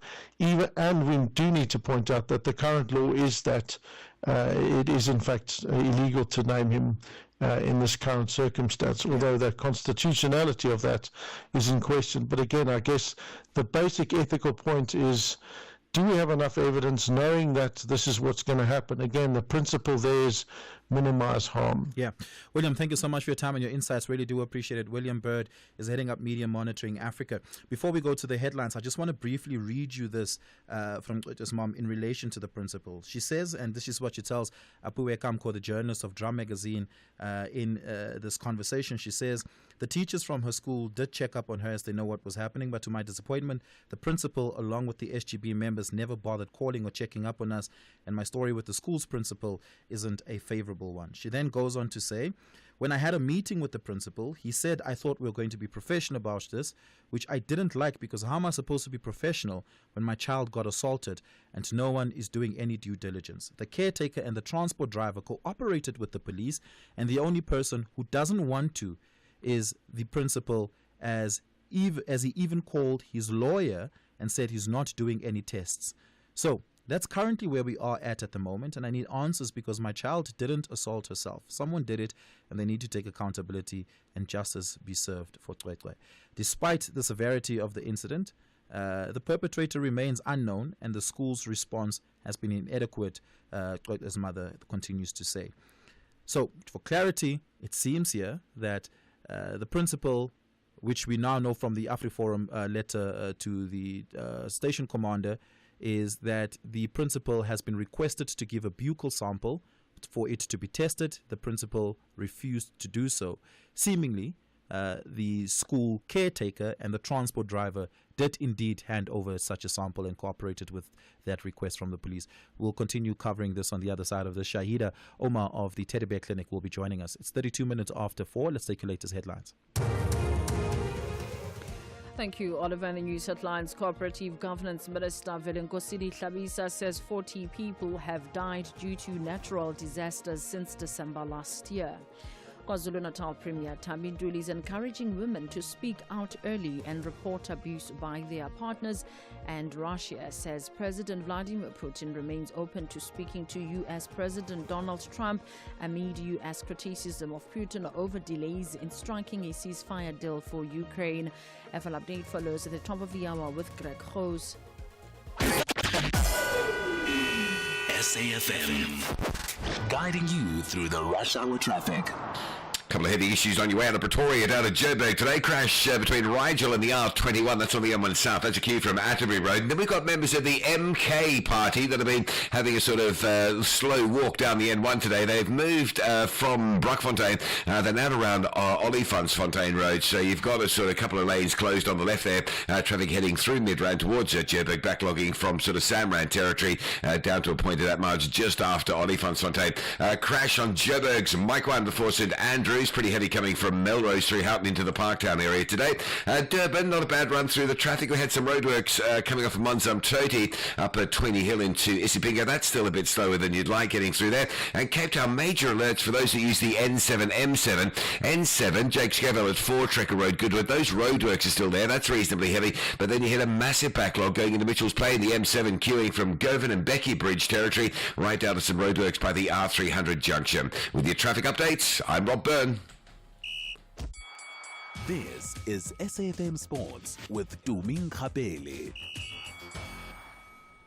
Well, let's start things off with football this hour. Mamelodi Sundowns coach Miguel Cardoso says that facing his former side Esperance in the CAF Champions League quarterfinals in the first leg at Loftus Stadium will be emotional. Both teams have won this tournament in recent years. Sundowns in 2016 and Esperance for the fourth time in 2019. And Cardoso led the Tunisian outfit to a league title last season, but surprisingly left 2 months before joining the Brazilians. And he says it's going to be an interesting one.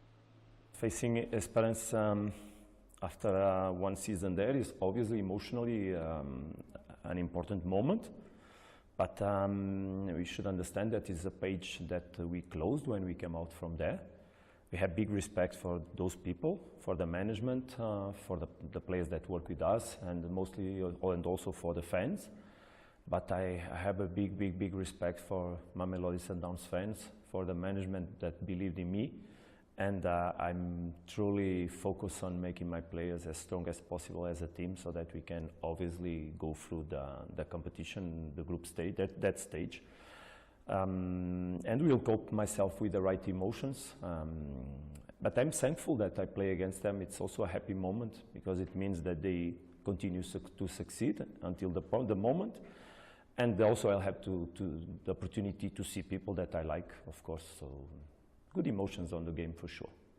Well, kickoff is at 3 p.m. Also in action tomorrow, Orlando Pirates will continue their quest for continental glory when they go up against the MC Alger, and their game is at 9 p.m. Other fixtures also in the CAF Champions League, Al Ahly taking on Al Hilal, and Pyramids versus AS FAR.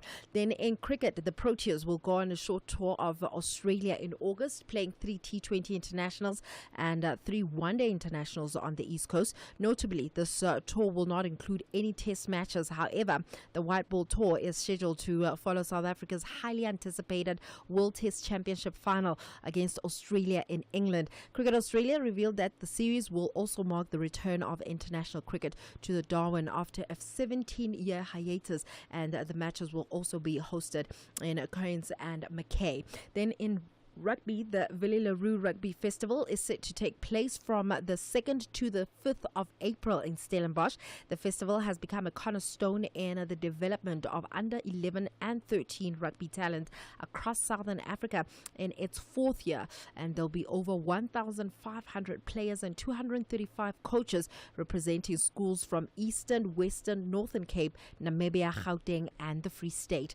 In golf, Rory McIlroy has revealed that he's dealing with an elbow issue as he gears up for the Masters, and he may need treatment on it. McIlroy carded a final round 64 yesterday to finish in a tie of 5th at the Texas Children's Houston Open. The 35-year-old is looking to complete the career Grand Slam, winning all 4 majors at Augusta and end an 11-year wait for a 5th major title. And finally, we have to say shout out to Min Woo Lee, of course, because he won the Houston. Shout out to Min Woo Lee, who won the Houston Open. It was his first PGA win, and I must say I have my thumbs for McIlroy this year. I am a big Rory fan, and I hope that he gets the green jacket this year. Hopefully that the elbow issue does not deter his plans. It's like, what, less than 2 weeks now, hey? It's what, not this weekend, the weekend. Ooh. Yeah, but he says he's working alongside his coach, so he might just be ready for it. Then finally in motorsport, Yuki Tsunoda is targeting a podium finish at his home Japanese Grand Prix this weekend after his promotion to the Red Bull team in place of ex-Liam Lawson.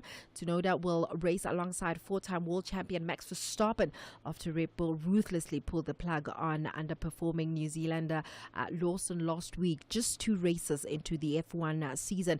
Now, Tsunoda said that it feels unreal to be driving for one of the top teams on the grid and set his sights on making an instant impact in front of the Japanese fans at Suzuka. We are yet to see that one. It will be interesting indeed. With that said, it is a wrap from my side for now. I'll have more in the next hour. Are you a member of a Stockfell or Burial Society? Catch Gezaka on SABC2 on Wednesdays at 12:30 midday and at 10:30 at night, and again on Saturdays at 12:30 midday. The repeat is on SABC1 on Fridays at 4:30. Gezaka team will be at Newgate Mall opposite Bree Taxi Rank from the 6th to the 31st of March from 9 a.m. until 4 p.m. to assist your Stockfell or Burial Society. Call or WhatsApp on 081-596-1065. The Facebook profile is Gezaka Stockfell and Burial Society Show. Gezaka, brought to you in partnership with SABC Education. Akwele. Akwele. Akweli. Akwela. Akwele. Akwili. Akwele. No matter how you say it, one thing's for sure. Akwele is South Africa's most loved water brand, refreshing you with pure natural spring water and delicious flavored sparkling drinks. From every sip to every smile, thank you Mzansi for making Akwele a part of your everyday moments. Akwele, spreading joy to South Africa naturally. Algerian giants, the People's Club, plan to impress their home fans with victory before traveling to Mzansi, while the Buccaneers want to triumph away and complete the party in Orlando in the second leg. This is the first leg quarterfinal clash of the Total Energies CAF Champions League. Experience the incredible action of African football. MC Alger battles it out with Orlando Pirates on Tuesday, 1 April at 9 p.m. live on SABC 1, SABC radio stations and SABC Plus. Proudly brought to you by SABC Sport. For the love of the game. Economic news on SAFM. Facts and figures you can count on. It is 20 minutes to the top of the hour. Makwe Masilela is here, Chief Investment Officer at Makwe Fund Managers, to give us a market update. Makwe, we start out with some company news. Jubilee Metals have interim results out. How are they looking? Not too good, but the share price is down at least 13%. The guys are involved in copper operations in Zambia and Chrome and PGM in SA. And good afternoon to you and to the listeners. Revenue up 51%, driven by increased production of chrome concentrates during the period. Group overall financial performance is down 6.8%. Copper and PGM prices remain flat, whilst chrome prices down 18%, but have ever since recovered. And their profit and headline earnings per share down 14%. Yeah, let's take a look at the market indicators at this hour. It's 20 minutes to 5. How the market's looking in closing? Not looking too great. The risk aversion is growing in anticipation of Trump's April the 2nd deadline to impose more tariffs.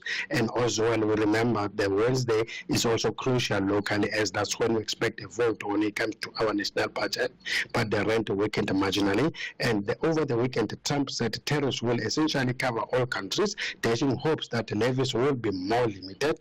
And that itself stoked worries over a global trade war, which could lead to a recession. And as we said before, this could be intentional, so that come September, Trump will have more reasons to implement the tax cuts that he promised.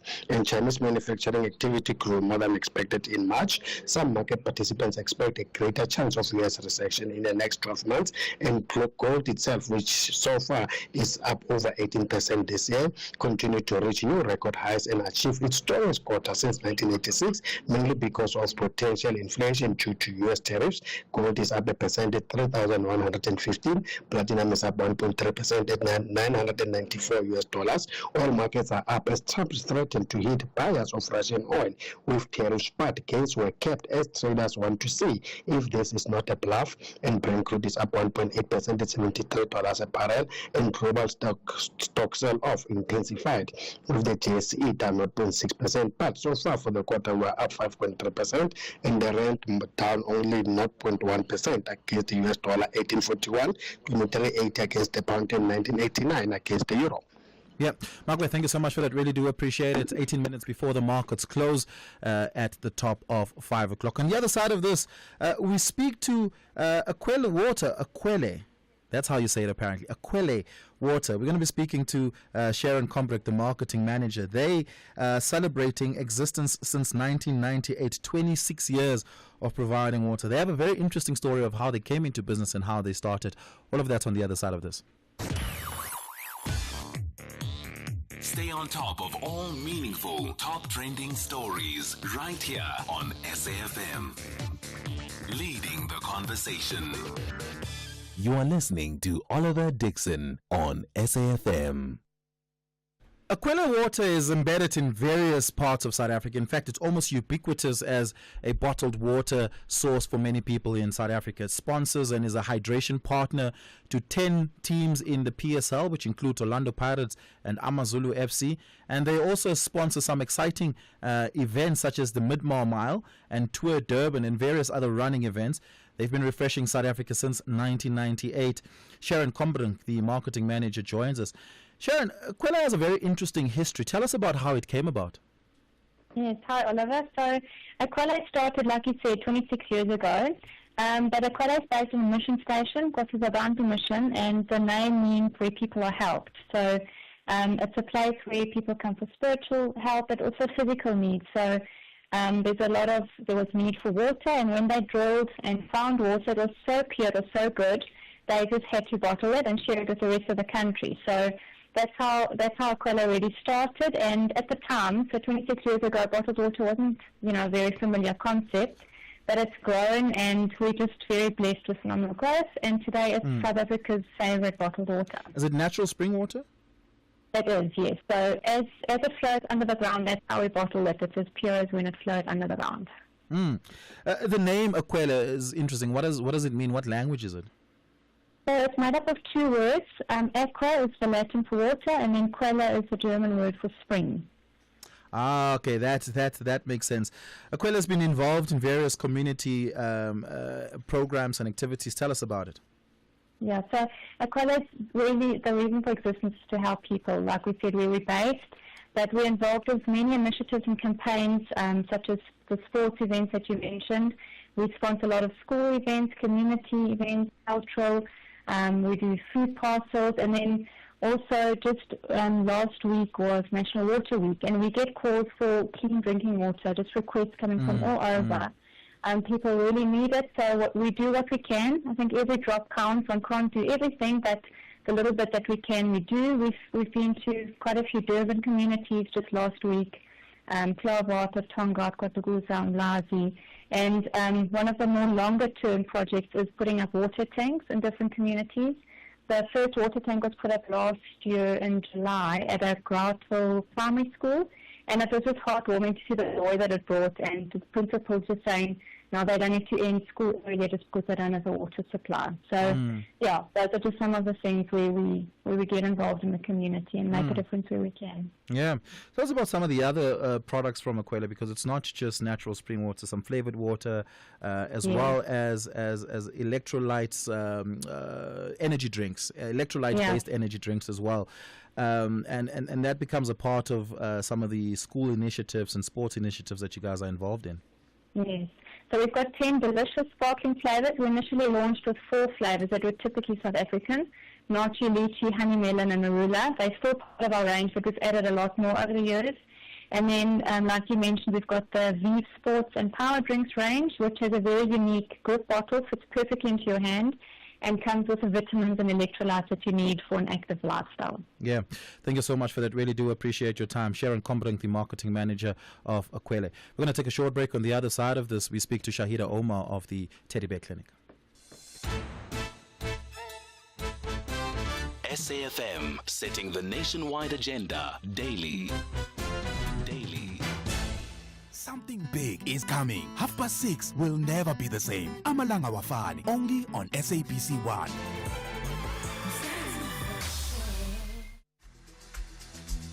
From the shows that bring us laughter to the moments that inspire us, your SABC TV license makes it all possible. Every license paid supports local stories, top talent, and the programs that unite South Africa. Pay your TV license today. Visit tvlic.co.za or your nearest retail outlet. Your screen, your story. Together, we make it happen.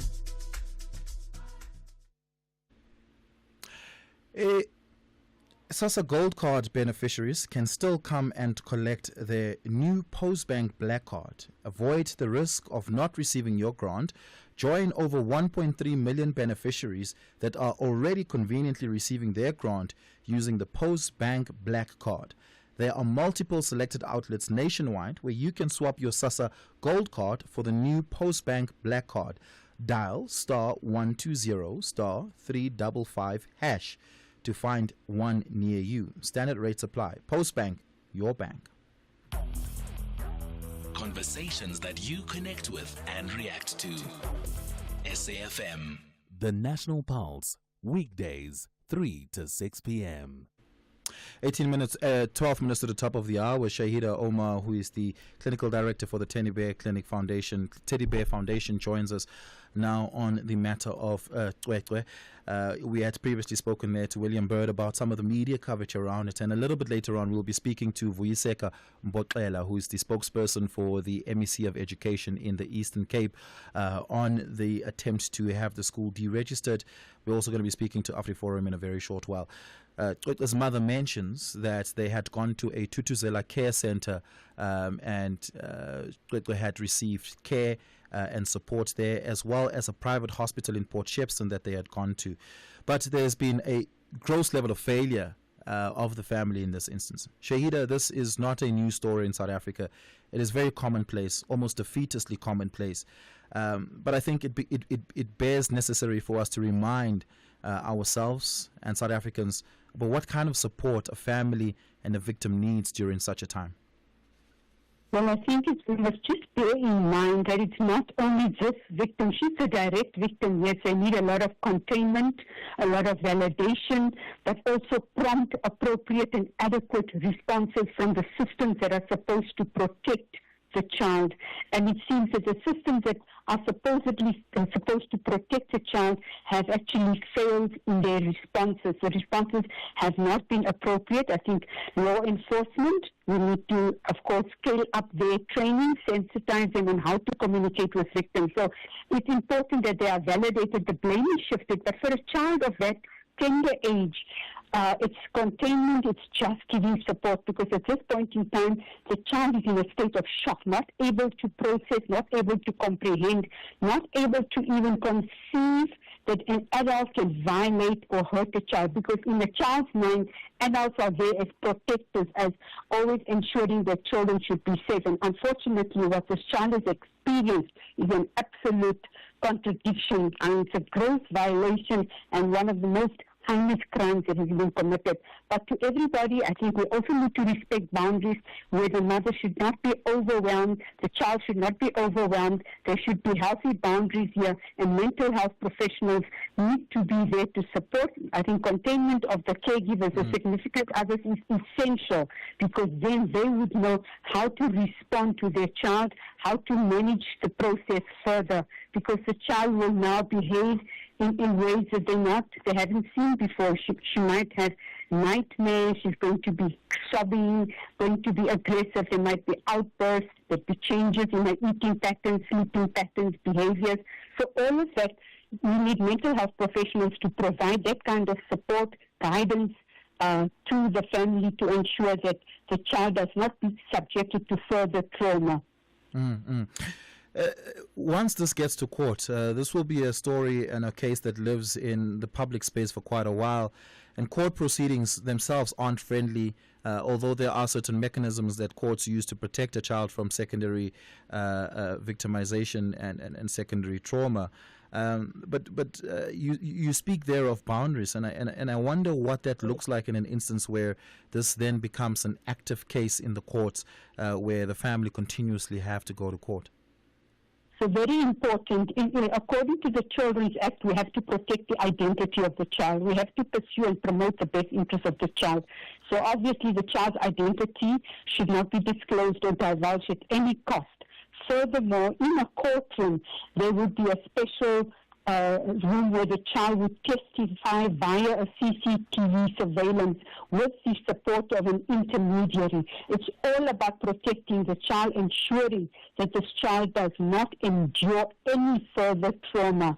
So I think these are the processes that must be followed through.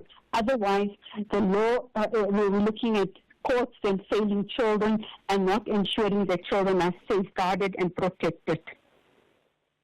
Shahida, thank you so much for your time. I really do appreciate it. Really do appreciate your insights on this matter. A little bit later on, we're going to be speaking to Barry Bateman, the spokesperson for AfriForum. Their legal unit is representing Jaco Pieterse. We're also going to be speaking to the Department of Education in the Eastern Cape on this matter as well. I'm taking your reactions. Give me a call, 086 000 2032. It's 7 minutes to the top of the hour. Call us on 086 000 2032. Let's have a listen at some of your voice notes that came through on the line so far. Afternoon, Oliver. Oliver, those farmers who are going to Trump, who are going to settle in America, I'm sure they're going to stop referring themselves as Africans because they have nothing to do with Africa. They had nothing to do with Africa. They are incompatible with the Africans. And those at Orania, they are also not supposed to call themselves Africans, Afrikaner, because they have nothing to do with Africa. Let's hope Trump is going to build schools for their children so that Africans can be taught there. They must call themselves Dutch Americans. From Brixton. Thank you so much for that. Innocent in Mpumalanga here on the line. Good afternoon. Go for it. Afternoon, Oliver. I wanted to comment about what MK did. We as a country, we are facing a very, very crucial, I don't know what to call it, this thing of AfriForum. But people have the audacity to go and march for something that happened, I think, 8 months ago. Which is a message to us that everyone here in South Africa, especially all the political parties, they are after power, not to solve the problems of South Africans. We have a huge problem on our hands. But people are fighting for power, including the AfriForum. Why didn't we as a family sit down and say, guys, we have this kind of a problem in our country? What's the way forward? Now, everyone around across the world, they think that we are killing people here in South Africa, while we all know that that's a lie. So I think everyone, every political party here in South Africa, they're after power, not to solve people's problems. So I think on our next election, people need to think deeply on who to vote for. But for now, on my own side, I don't see anyone capable to lead South Africans. Okay. Thank you. Thanks a lot, Innocent. Calling us there from Mpumalanga. Michael in Durban. Good morning. Good afternoon. Sorry. Go for it. Good afternoon, Jason. How are you? I'm fantastic. Go for it. No, I just want to make one point that IEC sometimes they do have mistakes. If you remember the 2-hour motherboard went off for 2 hours, nobody knows, and when the motherboard comes back, there was no further explanation given to us in terms of the IT system, what is happening, and even the fact that all other political parties did point to the fact that IEC systems are not proper and are not on point. So they do have those minor mistakes, but to what extent they are managed to discredit the election, that is something else. Okay.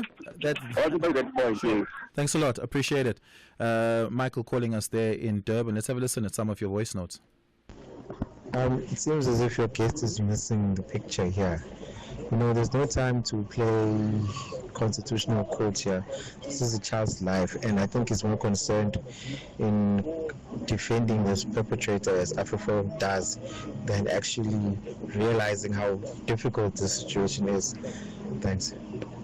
Well, I mean, my guest didn't make any such claim, right? William was simply speaking about what the court says should be the best practice in the reporting of a rape case, especially where there's a minor involved, so that we can protect the minor in particular. So the law exists not to protect perpetrators. The law exists to protect minors. Mr. Oliver, Skito in respect. Mr. Oliver, enlighten me here. Does an individual has a right to refuse to give his samples? Is it within his rights, according to the law of this country, to refuse if the person is a suspect? Because really, if the principal had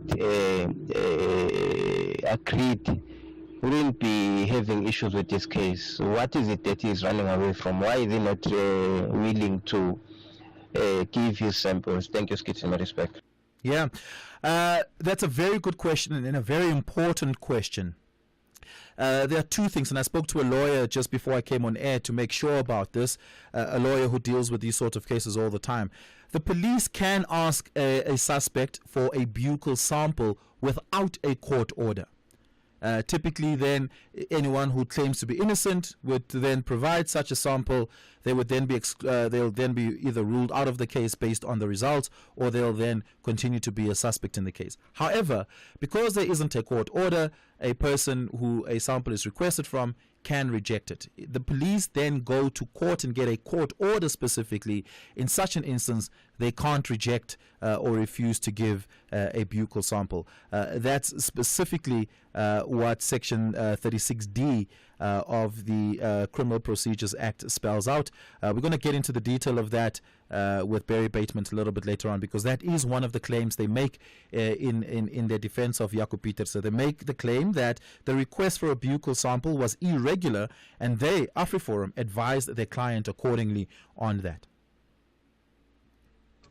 Hey, Oliver, I get a feeling that also thinks that when there's gossip on social media or in the streets, on the taxi rank about the elections, the Electoral Court or the IEC is supposed to address gossip and rumors and allegations. There are processes in this country, and we all know what to do in order to report matters to the IEC and what to do in order to report matters or get them to court. For each and every court, there is a process. So it's unfair to expect the Electoral Court to address street gossip.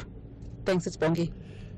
Thank you so much for that, Bongi. Really do appreciate it. Of course, we continue on the other side of this. We'll be speaking to Barry Bateman of AfriForum, and we'll also be speaking to the Department of Education in the Eastern Cape. Vuyiseka Mbotlela is the spokesperson to the MEC, Funlekate. I'll be speaking to Vuyiseka on the other side of this. It's 5 o'clock. Let's take your latest news bulletin.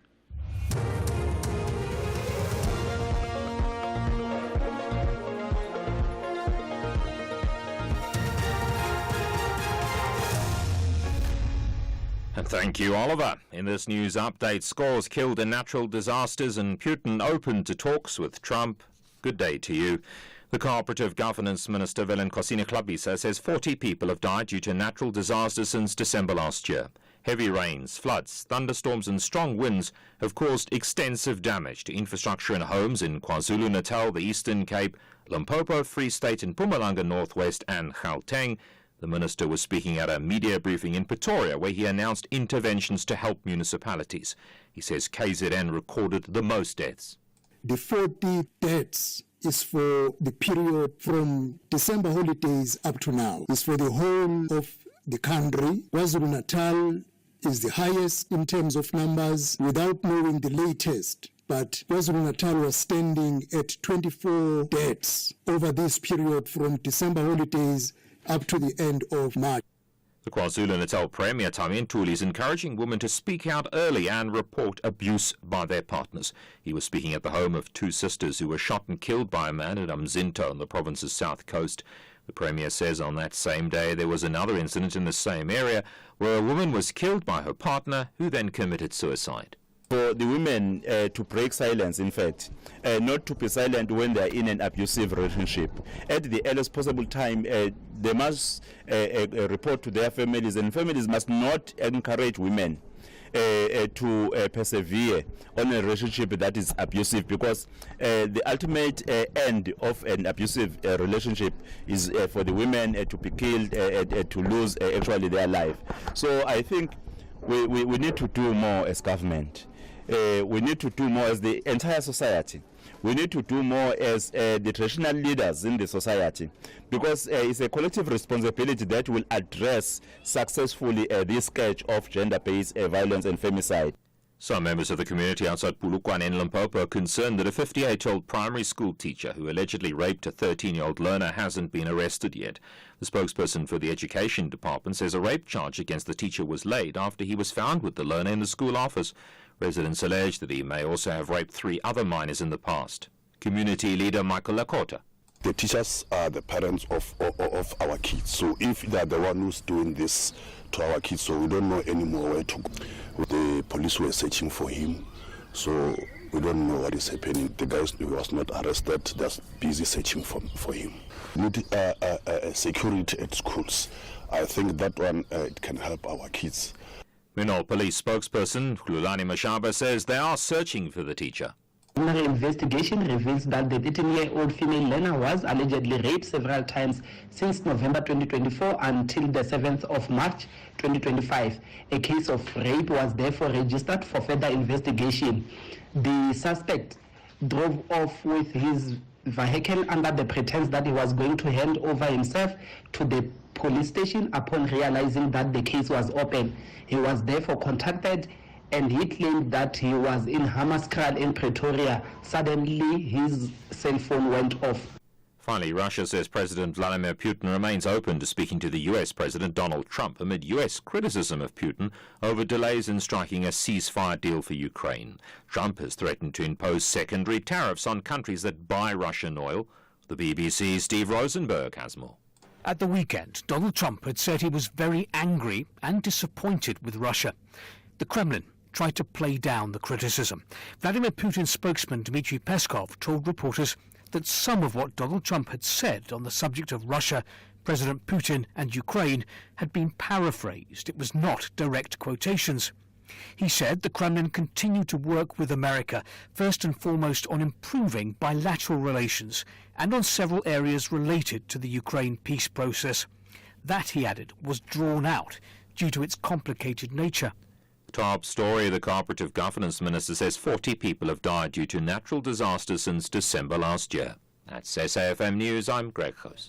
In sports, Amajimbos gear up for their Under-17 AFCON Challenge in rugby. Brett Zanyope joined the Blitzboks squad for the Singapore Sevens, while the Proteas prepare for their upcoming tour of Australia. More details at 5:30.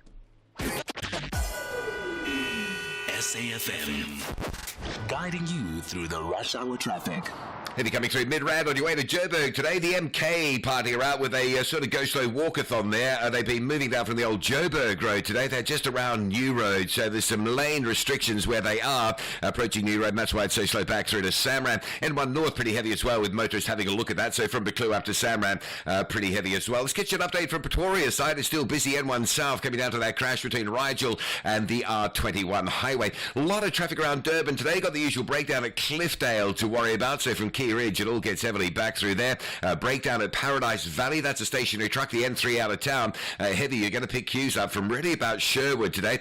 Crash on the N2 north by Queen Nandi Drive. That's slow. And there's also a breakdown coming into Spaghetti Junction. So from Queen Nandi Drive on your way to Durban. That's quite hectic as well.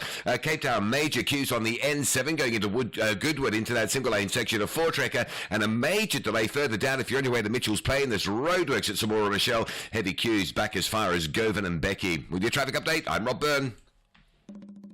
Masandawana have a master plan to win in their own backyard to ease off the pressure before the trip to the north. But the Beast of Africa want to demonstrate why they are also called the Smiling One. This is the first leg quarterfinal battle of the Total Energies CAF Champions League. Do not miss out on the delight of African football. Mamelodi Sundowns versus Esperance de Tunis on Tuesday, 1 April at 2:30 p.m. Live on SABC Sport on DTT Channel 4, SABC 1 and SABC Plus. Also available on SABC radio stations at 3 p.m. Proudly brought to you by SABC Sport. For the love of the game. The Hammers want to ease off the pressure with collection of 3 points at the London Stadium to rise from the bottom half. We picked out Souček, and there is the goal! And he's scored a few this season! However, the Cherries believe a top half finish will be a good cherry on top. Crosses towards the back post, looking for Tavernier! Who side-flips it past Vicario! And that is brilliant from Bournemouth! This is the Premier League. Be part of the thrilling contest between West Ham United FC and AFC Bournemouth on Saturday, 5 April at 3:30 p.m. Live on S3. Also available at your fingertips on SABC Plus. Proudly brought to you by SABC Sport. For the love of the game.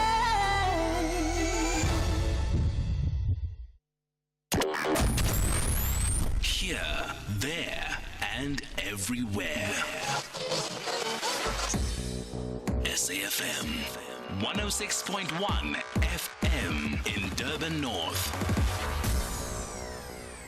You are listening to Oliver Dixon on SAFM. You're listening to the National Pulse on SAFM. 8 minutes after 5 o'clock, you're listening to the National Pulse. My name is Oliver Dixon. Thank you so much for joining us. We continue our coverage in this hour on the matter of Cwecwe. We're going to be speaking in a short moment to Barry Bateman of AfriForum, who is representing Mr. Jaco Pieterse, the principal of Bergview College. Mr. Jaco Pieterse had been requested for a buccal sample by the South African Police Service. He had refused to give such a sample. The legal advice he got from AfriForum is that it was an irregular request. We're going to be speaking to him about that and various other things they outline in their letter that they had written to the station commander in Matatiela. And then we're going to be speaking to the Department of Education in the Eastern Cape. Vuyiseka Mboklela is the spokesperson for the MEC, Fundile Kate. We're going to be speaking to Vuyiseka. The reportage is that there's been an attempt by the Department of Education to get the school deregistered on the basis of no cooperation by the school principal and the SGB on the investigation in the rape of Cwecwe. And then a little bit later on, of course, Jimmy is going to come by with a preview of the markets updates. The markets have closed 9 minutes ago, and we'll get a sense of how that had ended for the day. All of that and more coming up in this hour. Tweet me your views. It is at Oliver_speaking on Twitter, Oliver Dixon on Facebook. Send us a WhatsApp voice on 0614104107. We'll take your calls a little bit later on in this hour as well, and that is on 086 000 2032. It's 10 minutes after 5. SAFM, setting the nationwide agenda daily. 10 minutes after 5 o'clock, you're listening to the National Pulse. Barry Bateman, the spokesperson of AfriForum, now joins us. Barry, good afternoon. Thank you so much for your time. Really do appreciate it. I understand that Mr. Jaco Pieterse is represented by AfriForum, but only narrowly insofar as there's a case of defamation of character, and not that AfriForum is his legal representative or would be his legal representative should he be a suspect in a rape trial. Can you clarify that for us? Yeah, good afternoon, Oliver. You're absolutely correct. We were approached by Mr. Pieterse. It started in December last year, but we consulted with him first in February. And the reason he approached our office is as a result of the incident that took place in October. He was being falsely implicated in posts on social media, which led to death threats being against him. And he approached our office for advice on whether or not he could pursue criminal prosecution of people who were making these threats against him. That's how we initially got involved. That was the 3rd of February. It was in following that he got hold of us again and told us that there had been this request from the investigating officer in the matter involving the rape. And he had met with the IO who had asked for this buccal sample.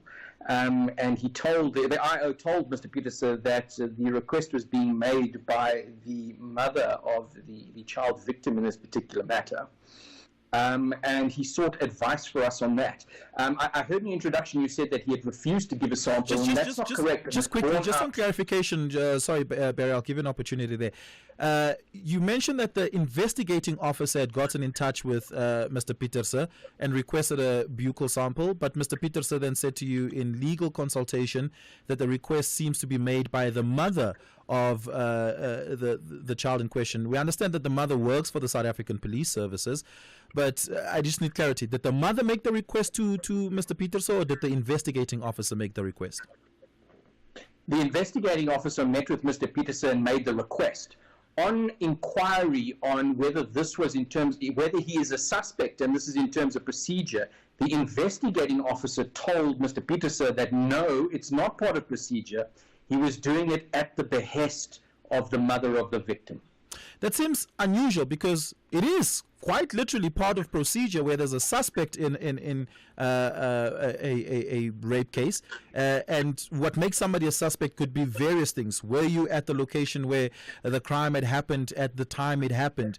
You were in close proximity, you had means and access, therefore you were reasonably a suspect. The test for who becomes a suspect is quite broad.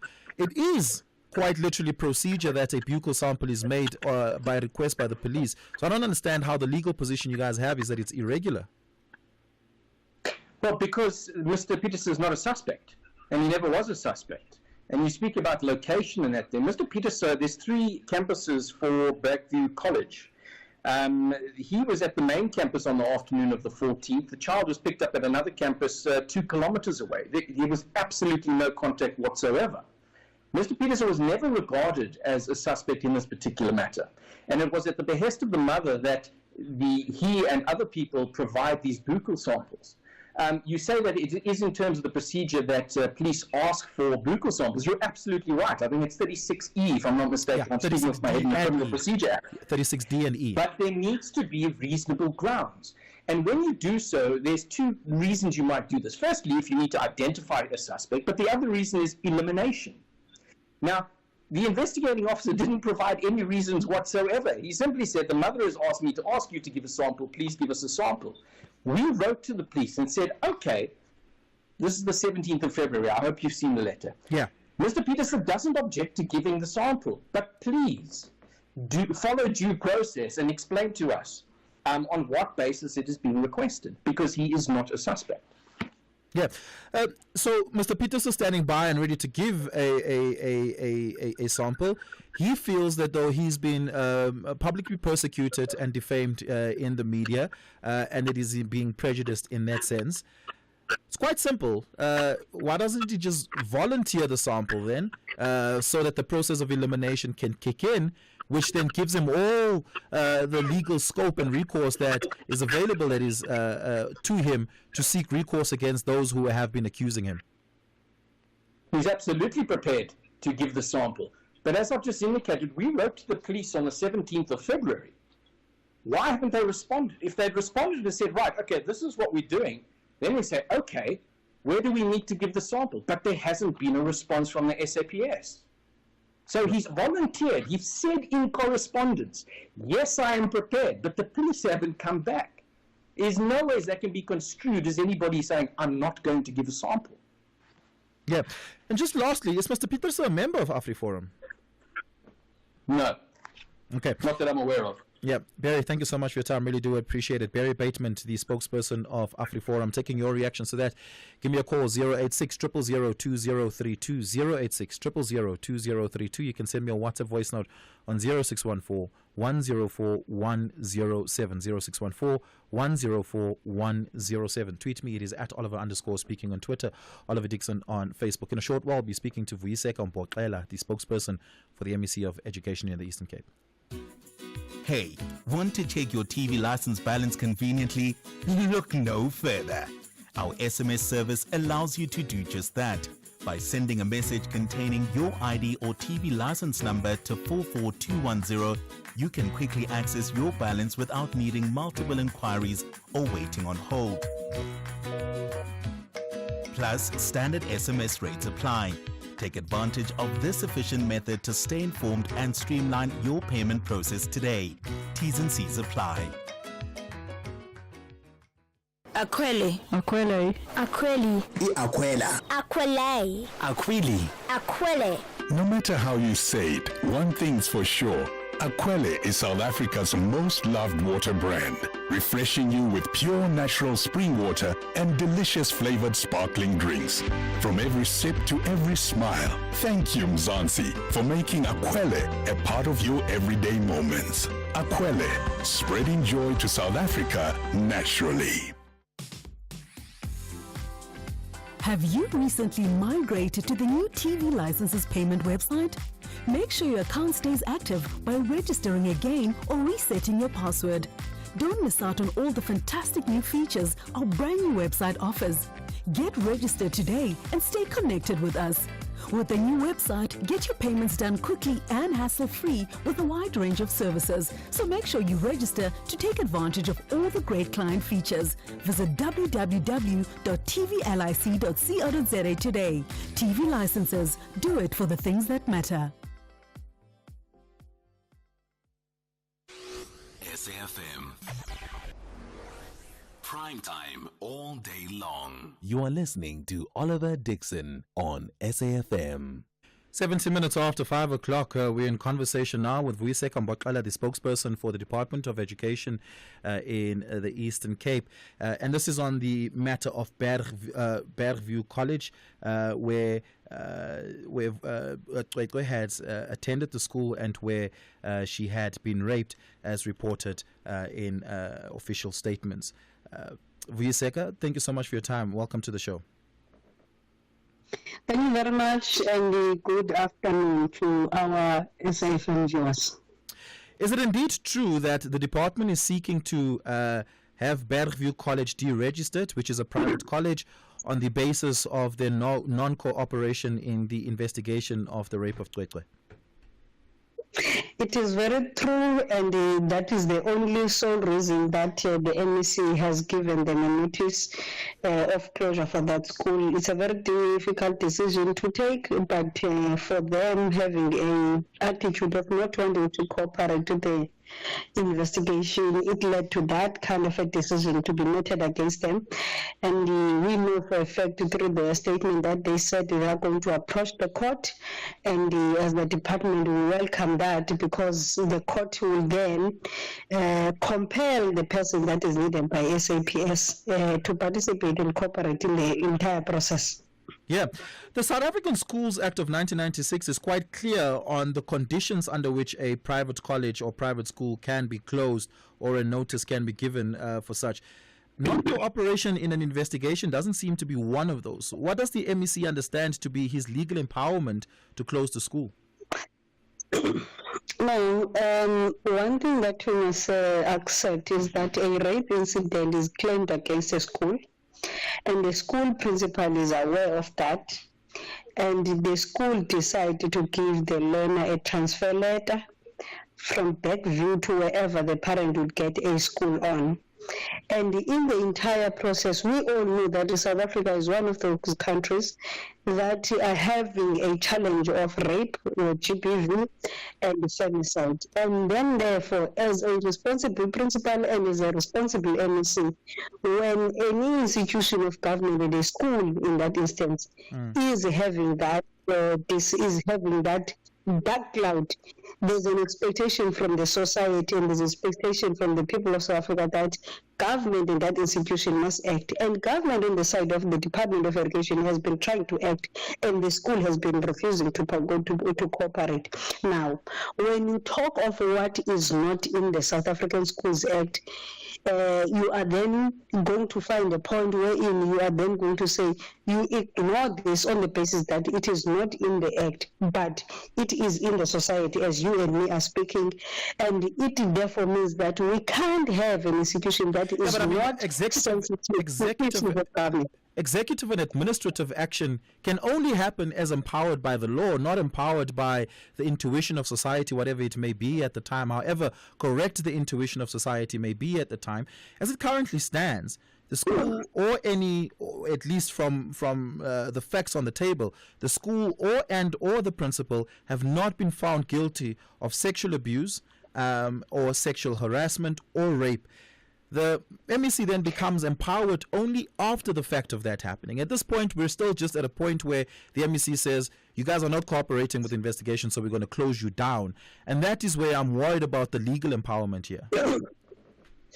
The principal has not been found guilty. The principal equally so has not been absolved from the incidents. So those are the two realities. But there's a presumption of innocence until proven guilty. That has not yet happened. The presumption of innocence protects the principal and the school. Again, I have to ask, because my worry here is that this seems like an arbitrary exercise of power on part of the MEC, and it's not without consequence, because the other children in the school who now have to find other schools are prejudiced by the closure of the school if it's exercised arbitrarily. No, let me correct you. And I wish to be very slow in explaining this to you. The incident happened in October last year. And the school, in terms of the entire process, there is nowhere where the school suggests that this is what we did as a school to make sure that there's an amicable solution that is reached between the school and the parent and the learner. That's the first point. 2 months later, the department comes in after the parent went to the department to report that incident. Something that is against the law, because in terms of the circulars that we send in all our schools, that when there's an incident in a school that is an anomaly and is an incident that takes place, you must report that within 24 hours. All school principals in the Eastern Cape, they know that, and those that respect government, they do that. Secondly, you must understand that we cannot say on the basis that there's a notice of 24 hours that has been given to a school, then therefore that decision is abruptly wrong. It's not wrong.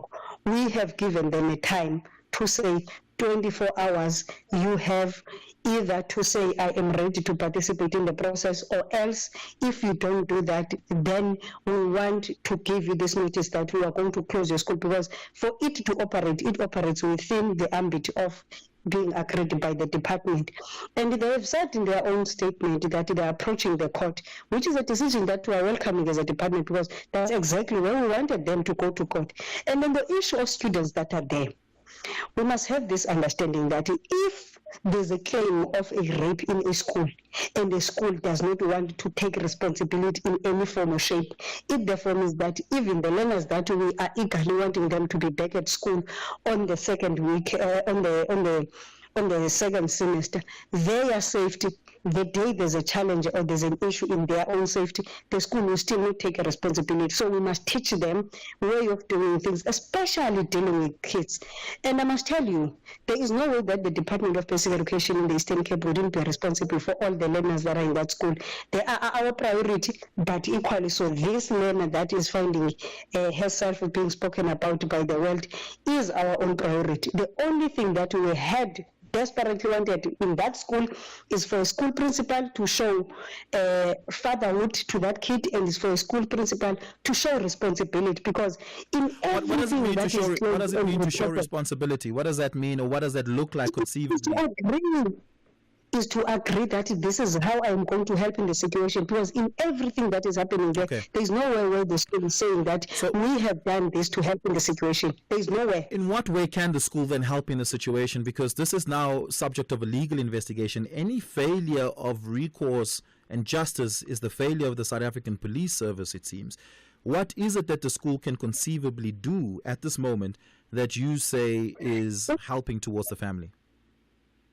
If the school, if the SAPS would have said to the school, as it is being claimed and indicated, that they came to the principal and said, we are also wanting to do some tests in you, the school principal should have agreed, so that there is no dark cloud in that particular individual, and there is no dark cloud in the institution. And secondly, the school could have said, we also want to provide the psychosocial support, even if the department is giving you the psychosocial support, but we do want to extend a hand, being human enough, as people that Sorry, can I just ask you to speak directly into the phone? Your line just went muffled there. Just that came in. As we can continue, I am able to hear. There we go. Now I can hear you.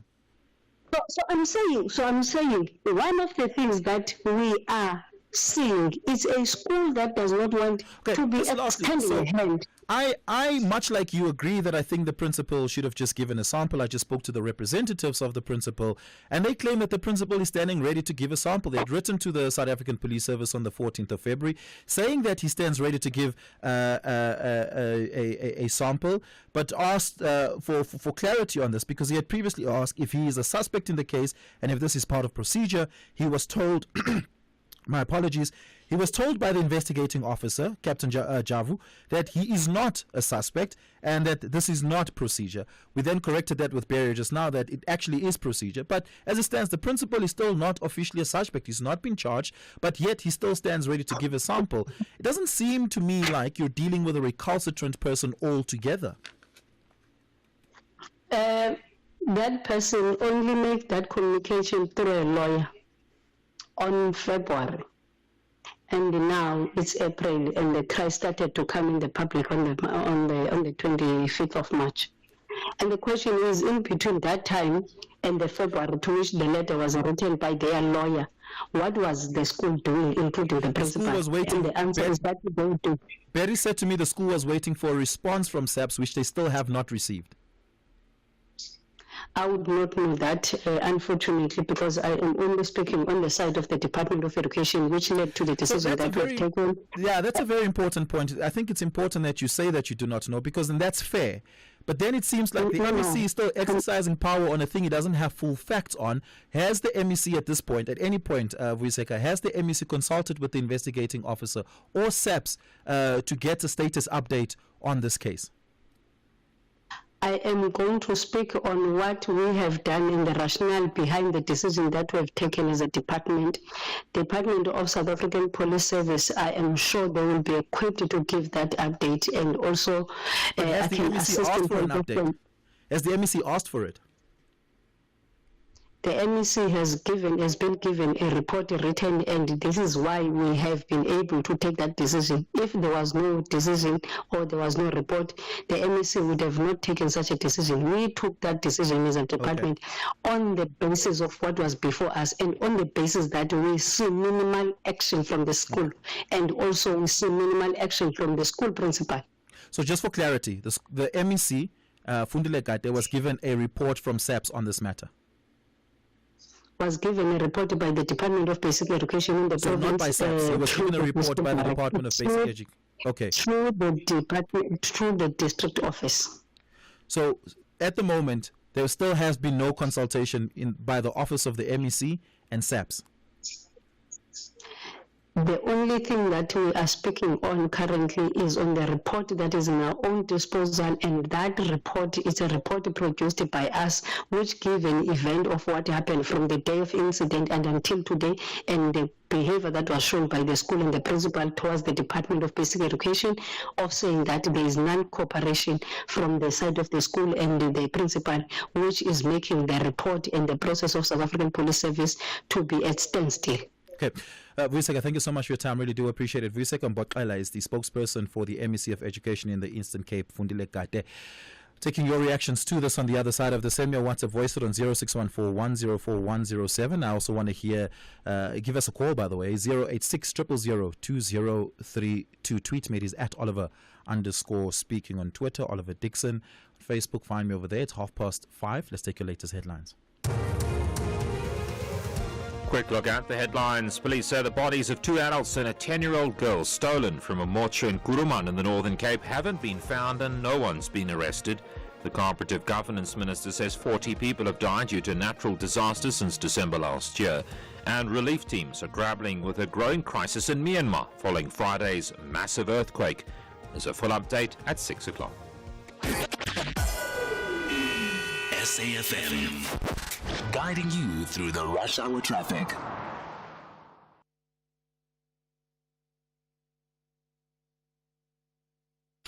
Well, stays heavy coming out of Pretoria today. There's a breakdown on the M1 South just after Rigel Avenue. It's been there forever. Traffic coming from Pretoria down towards Joburg, backlogging to Linwood Road. If you can join from the R21, you'll beat that. And we've got some queues still on the M1 South approaching New Road. N3 between Limbo Park and Heldenace is pretty busy today. And if you're on your way home towards Soweto, there's just some queues down towards the Albertina Cecilia Maresburg exit. Durban N2 southbound, the usual breakdown at Spaghetti Junction. Traffic coming through from Queen Nandi Drive is quite heavily backed into that. There's the N3 queuing from Pavilion into 4 level, and if you're on your way out of Durban, a breakdown around Key Ridge causing a delay from Shongweni.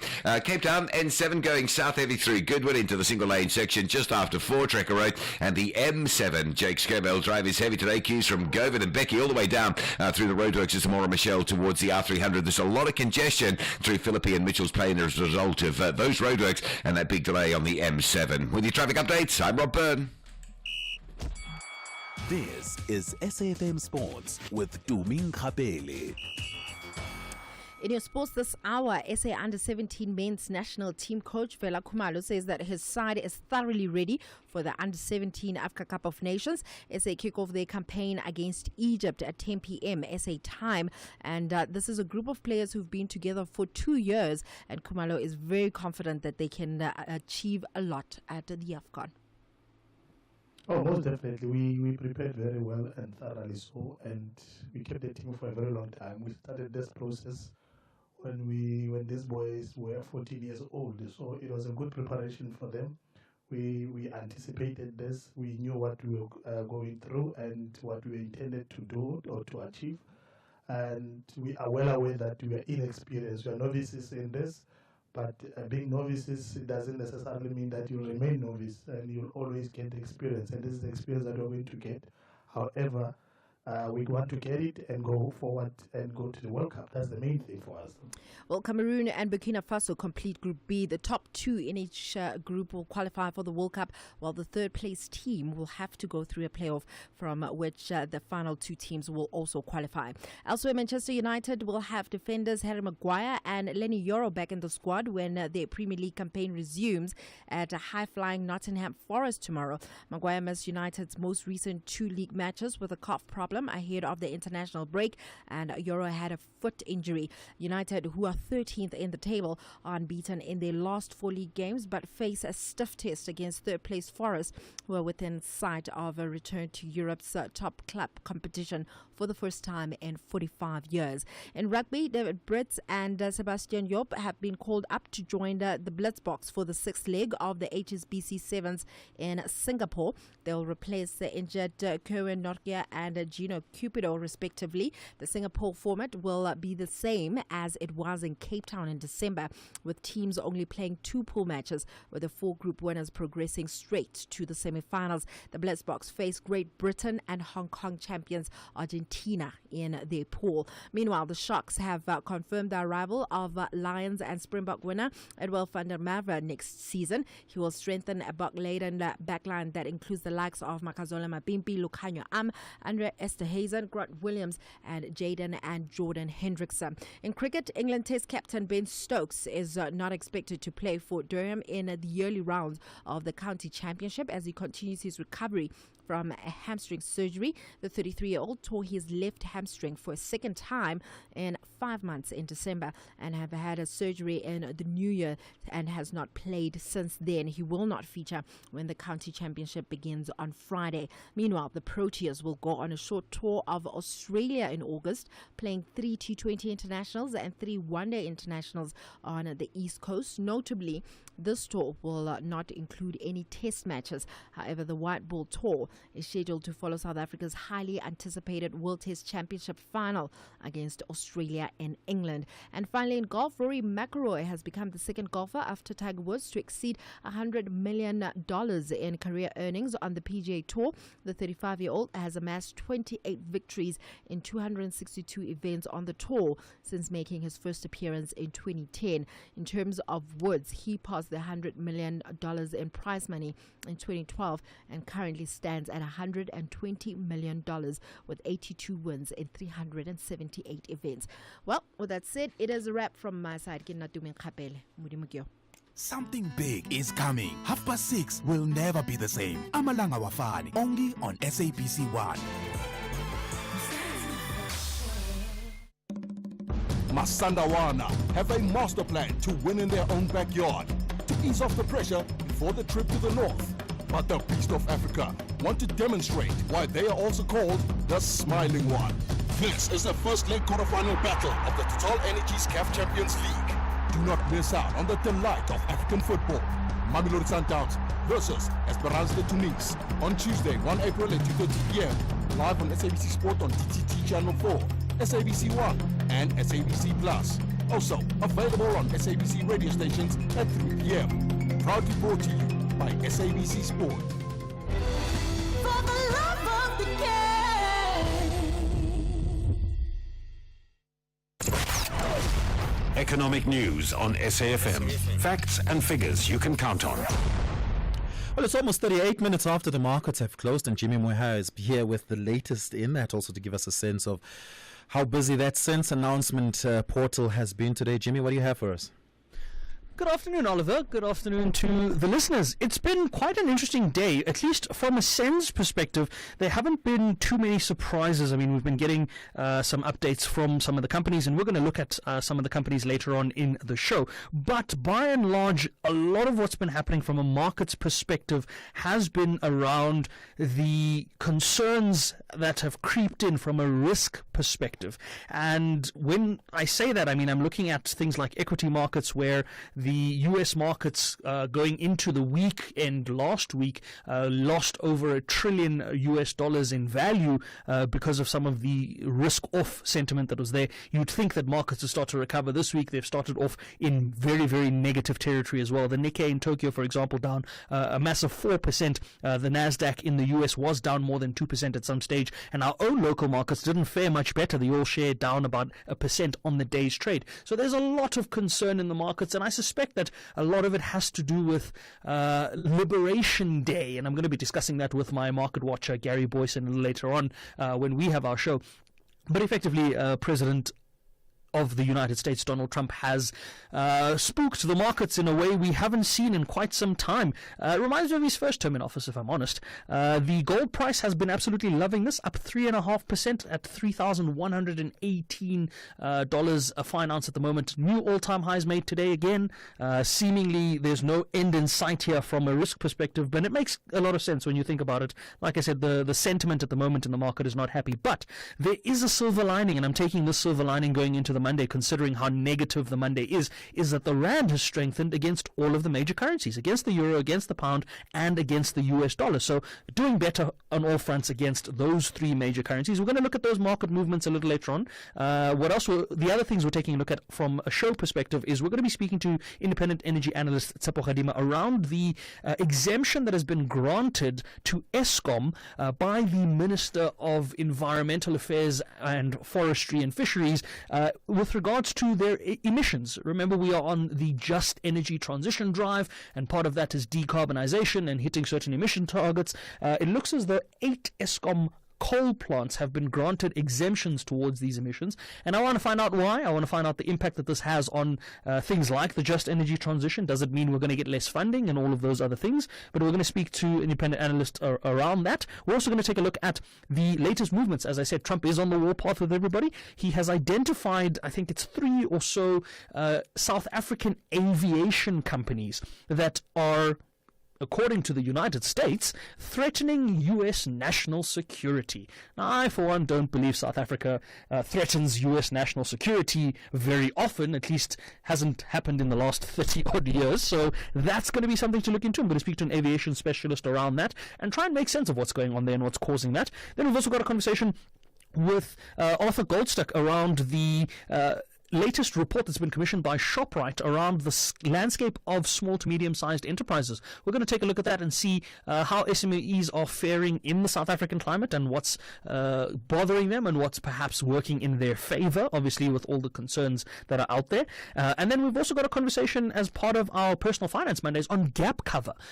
Importance of gap cover, whether or not it makes sense to get gap cover, and how it fits into your medical aid and your hospital plans and all of those sorts of things. So it's a complementary service. We're going to take a look at that and the role at which it can play in your medical needs, so to speak. So we've got a full show lined up, and we will be back just after 6. Before we go, I'll give you a quick sense of how the markets are sitting at the moment. The rand, as I said, stronger, 18.39 against the dollar, 23.73 against the pound, and 19.87 against the euro. One Australian dollar is 11.46.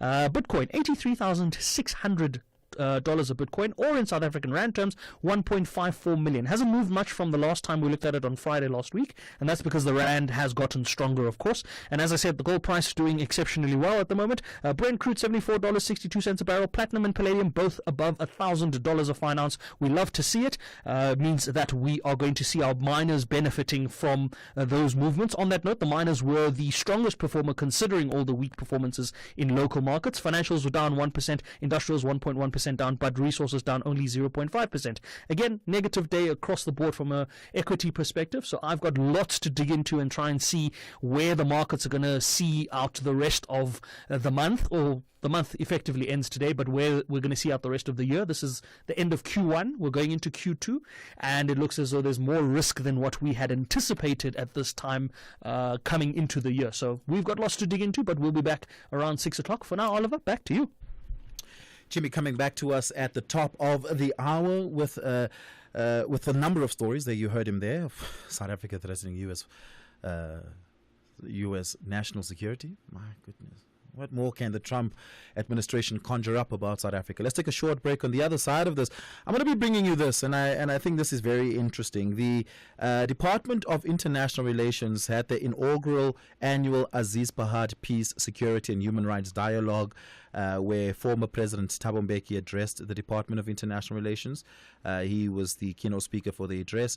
The event focuses on progress made since the end of apartheid, highlighting the importance of constitutionalism in fostering social unity and national building. A number of things that President Thabo Mbeki had opined on. The one being the engagement with the former Iraqi President Saddam Hussein on the U.S.-Iraqi war. And he also had spoken at some point about where he asked Minister Lamula a very interesting question on Durko's understanding of the international relations environment in which South Africa is operating in. Have a listen at this. The U.S., supported particularly by the United Kingdom, went to war against Iraq in 2003. We were very, very interested to stop that war before it broke out. So part of what happened is that Aziz had to engage Saddam Hussein on the issue of his cooperation, the cooperation of Iraq with the UN arms inspectors who were led by the Swede Hans Blix. Because it was clear to us, watching at a distance, that not enough of that was happening, that cooperation. And indeed, Hans Blix was talking publicly about that. And to avoid this war, to avoid the war that would be caused by that, Aziz engaged the then President, Saddam Hussein,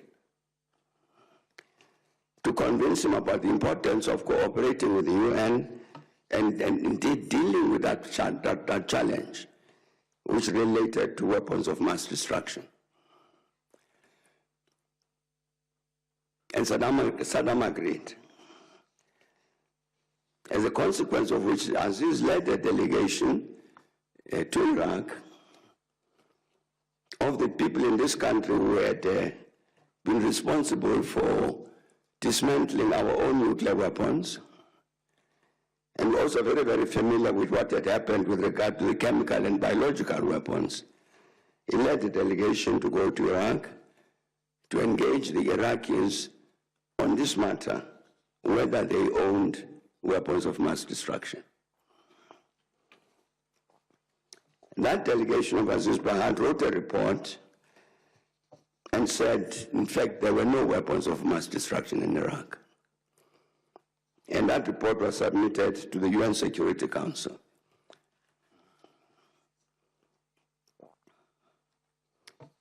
When the President George Bush at some point called me to say that he was very, very concerned about the possibility of this war and wanted to avoid it if he could, I said to him, there is a report at the Security Council which says there are no weapons of mass destruction in Iraq.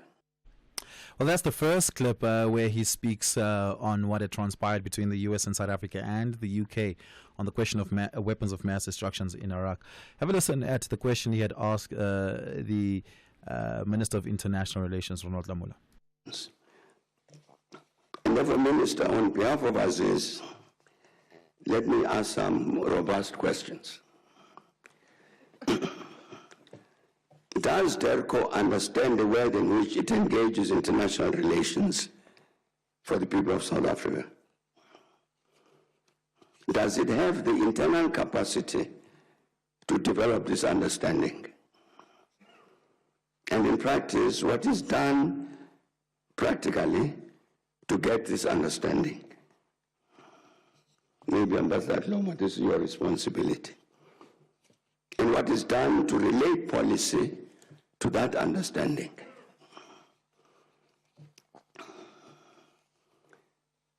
I think these are very serious questions which Aziz would have raised, so that whatever we do, it's on the basis of an objective understanding, an understanding of the objective world within which policy develops. I'm taking your reactions on that. What do you think about those remarks by President Thabo Mbeki at the Aziz Bahad lecture? Give me a call, 086 000 2032, 086 000 2032. You can send me a WhatsApp voice note on 0614 104 107. We're going to take a short break. On the other side of this, I take your calls and voice notes. Whether it is a CCMA referral, problems with a mechanic, or unfair blacklisting, Clientele legal plans are affordable, and you receive up to 670,000 rands worth of legal services per year. We cover civil, criminal, and labor-related matters. Our legal team will be your support 24 hours a day. SMS SAFM to 32195. That's SAFM to 32195. Clientele General is an authorized FSP and a licensed non-life insurer. T's and C's online. Standard rates apply. Aquele. Aquele. Aquele. Aquela. Aquele. Aquili. Aquele. No matter how you say it, one thing's for sure. Aquele is South Africa's most loved water brand, refreshing you with pure natural spring water and delicious flavored sparkling drinks. From every sip to every smile, thank you Mzansi for making Aquele a part of your everyday moments. Aquele, spreading joy to South Africa naturally. Algerian giants, the People's Club, plan to impress their home fans with victory before traveling to Mzansi, while the Buccaneers want to triumph away and complete the party in Orlando in the second leg. This is the first leg quarterfinal clash of the Total Energies CAF Champions League. Experience the incredible action of African football. MC Alger battles it out with Orlando Pirates on Tuesday, 1 April at 9 p.m. live on SABC 1, SABC radio stations, and SABC Plus. Proudly brought to you by SABC Sport. For the love of the game.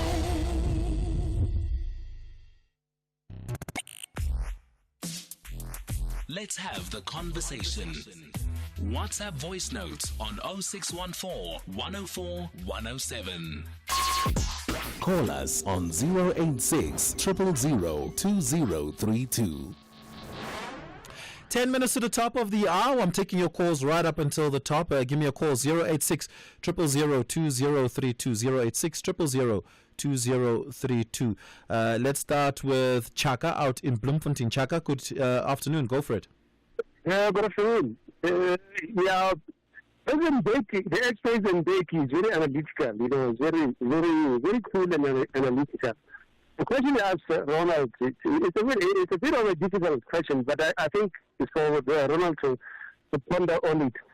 Coming to, linking up with the Iraqi issue, the foreign policy of the United States is to a very large extent it's influenced by Israel. I mean, we know that Netanyahu was very much for the war against Iraq, and he has always been taking the war against Iraq. And he usually succeeded in convincing the United States going to war with Iraq on very flimsy reasons, very flimsy. In fact, on lies, not even flimsy, on lies.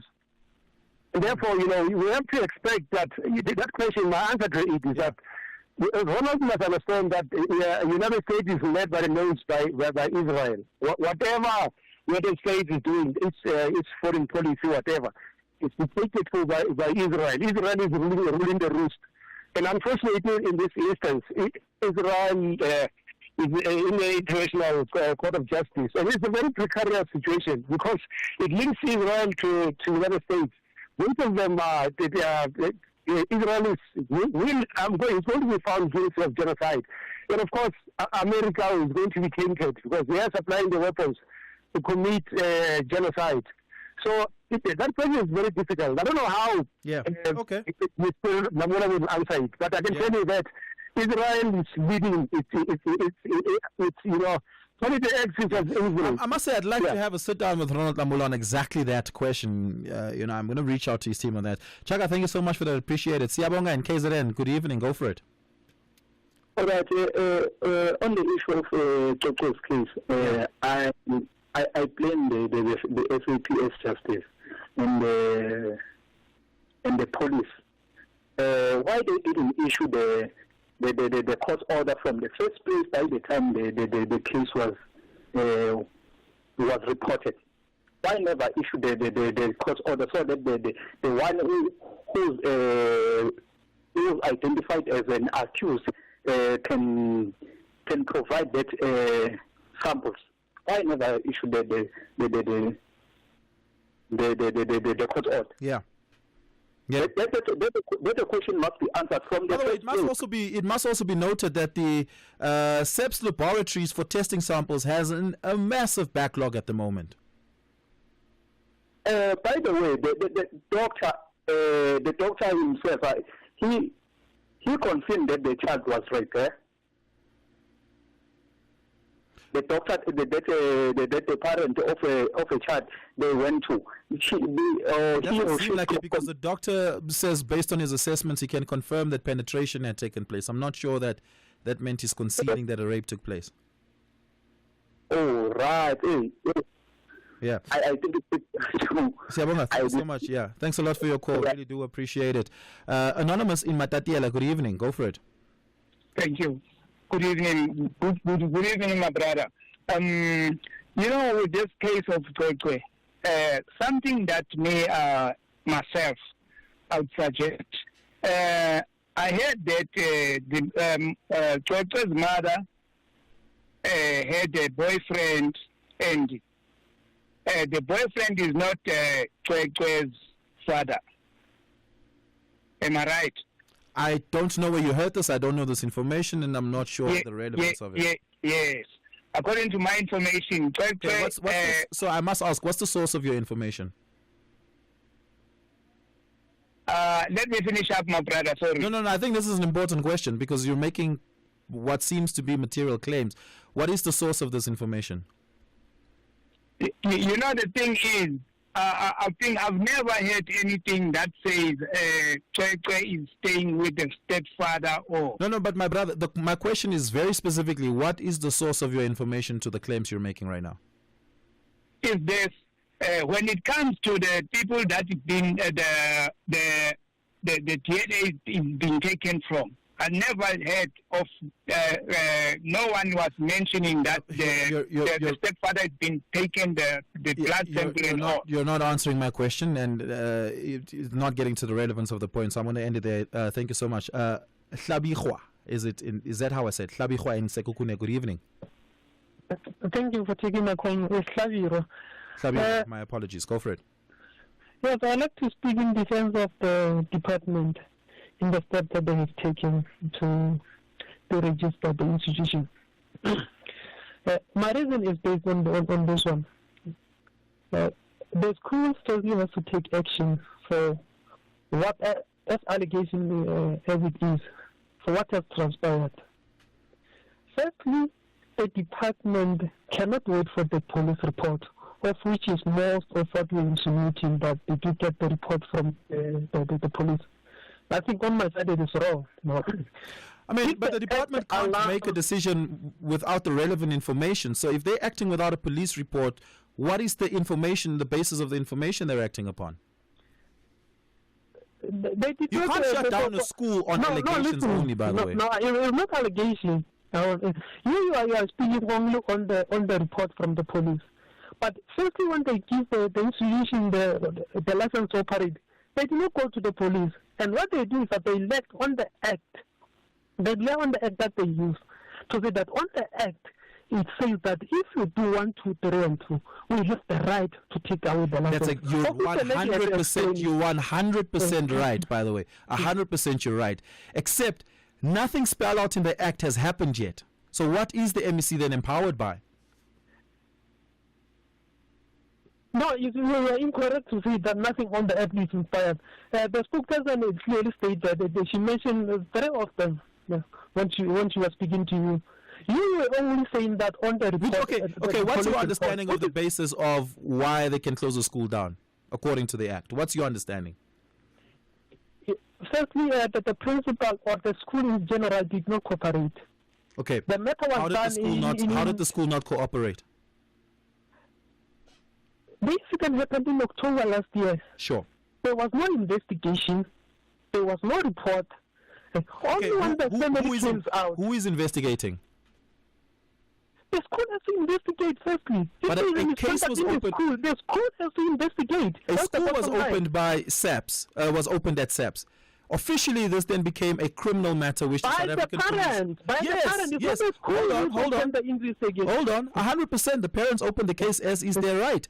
An investigation then went underway, and various engagements between the school and SAPS had taken place.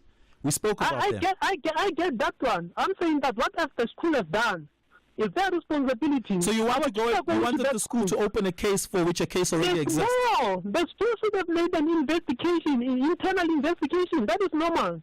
But SAPS is investigating. There was no internal investigation when the allegation came forward from the school. By the way, the allegation that the principal, firstly, at least according to statements, the mother never officially accused the principal of raping Kwekwe. That must be made clear.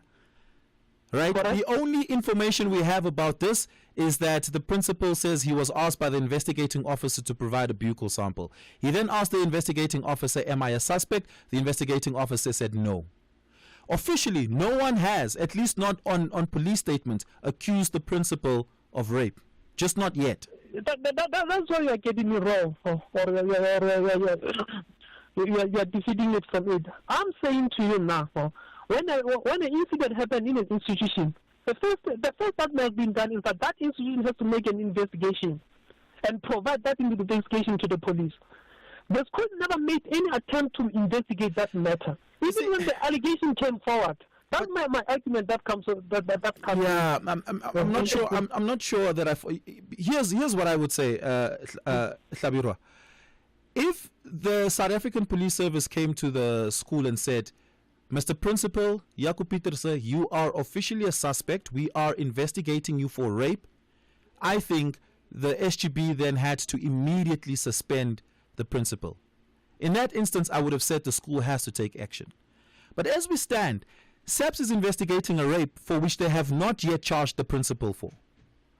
So on what basis should there be any action? And if SAPS says to the school, "Yeah, we're investigating," the school says, "Okay, here we are, we're cooperating with the investigation. What information do you need from us in this investigation?" That's what the procedure. That's what the school said. But that is what the school said. But that is what the school said. Now, what about the first No, they said it as far back. Hold on. They said it as far back as the first engagement. As far back as the first engagement, they wrote back to the school, and we spoke to this, and this is why I was hoping to hear a different version of events from the spokesperson. But the school wrote to the department, to the police on the 17th of February. They have still not received a response. You're speaking about the incident this year when it is already on the limelight. Then we're talking about the past 3 months before the 17th of February. And during that period... SAPS has been investigating since October last year. That is for criminal cases. That's for criminal. I understand. That's for criminal to charge them. Those who are responsible. That's what I understand. It's a criminal. But I'm saying that the reputation of the school, I'm saying that the reputation of the education department has to be intact. The education cannot be spent endless to say that we are waiting for the report from the criminal case. No, that is not their responsibility. They have the responsibility to make these matters go forward. And if that it takes them to court, so be it. how if they can come out, then we find out there are more than 5 kids out there that have been raped in that school. How are we going to justify it? Hlabiro, I'm going to have to leave it there. Report. I'm going to have to leave it there. Thank you so much for your time and your call. I really do appreciate it. That brings us to the end of the show. It was fantastic being in your company. Ashraf is back with you tomorrow. From myself, Oliver Dixon, I'm back with you tonight on Night Talk at 10 p.m. Do tune in for that. From myself and the team, it's goodbye for now. It's 2 minutes after 6 o'clock. Let's take your latest news.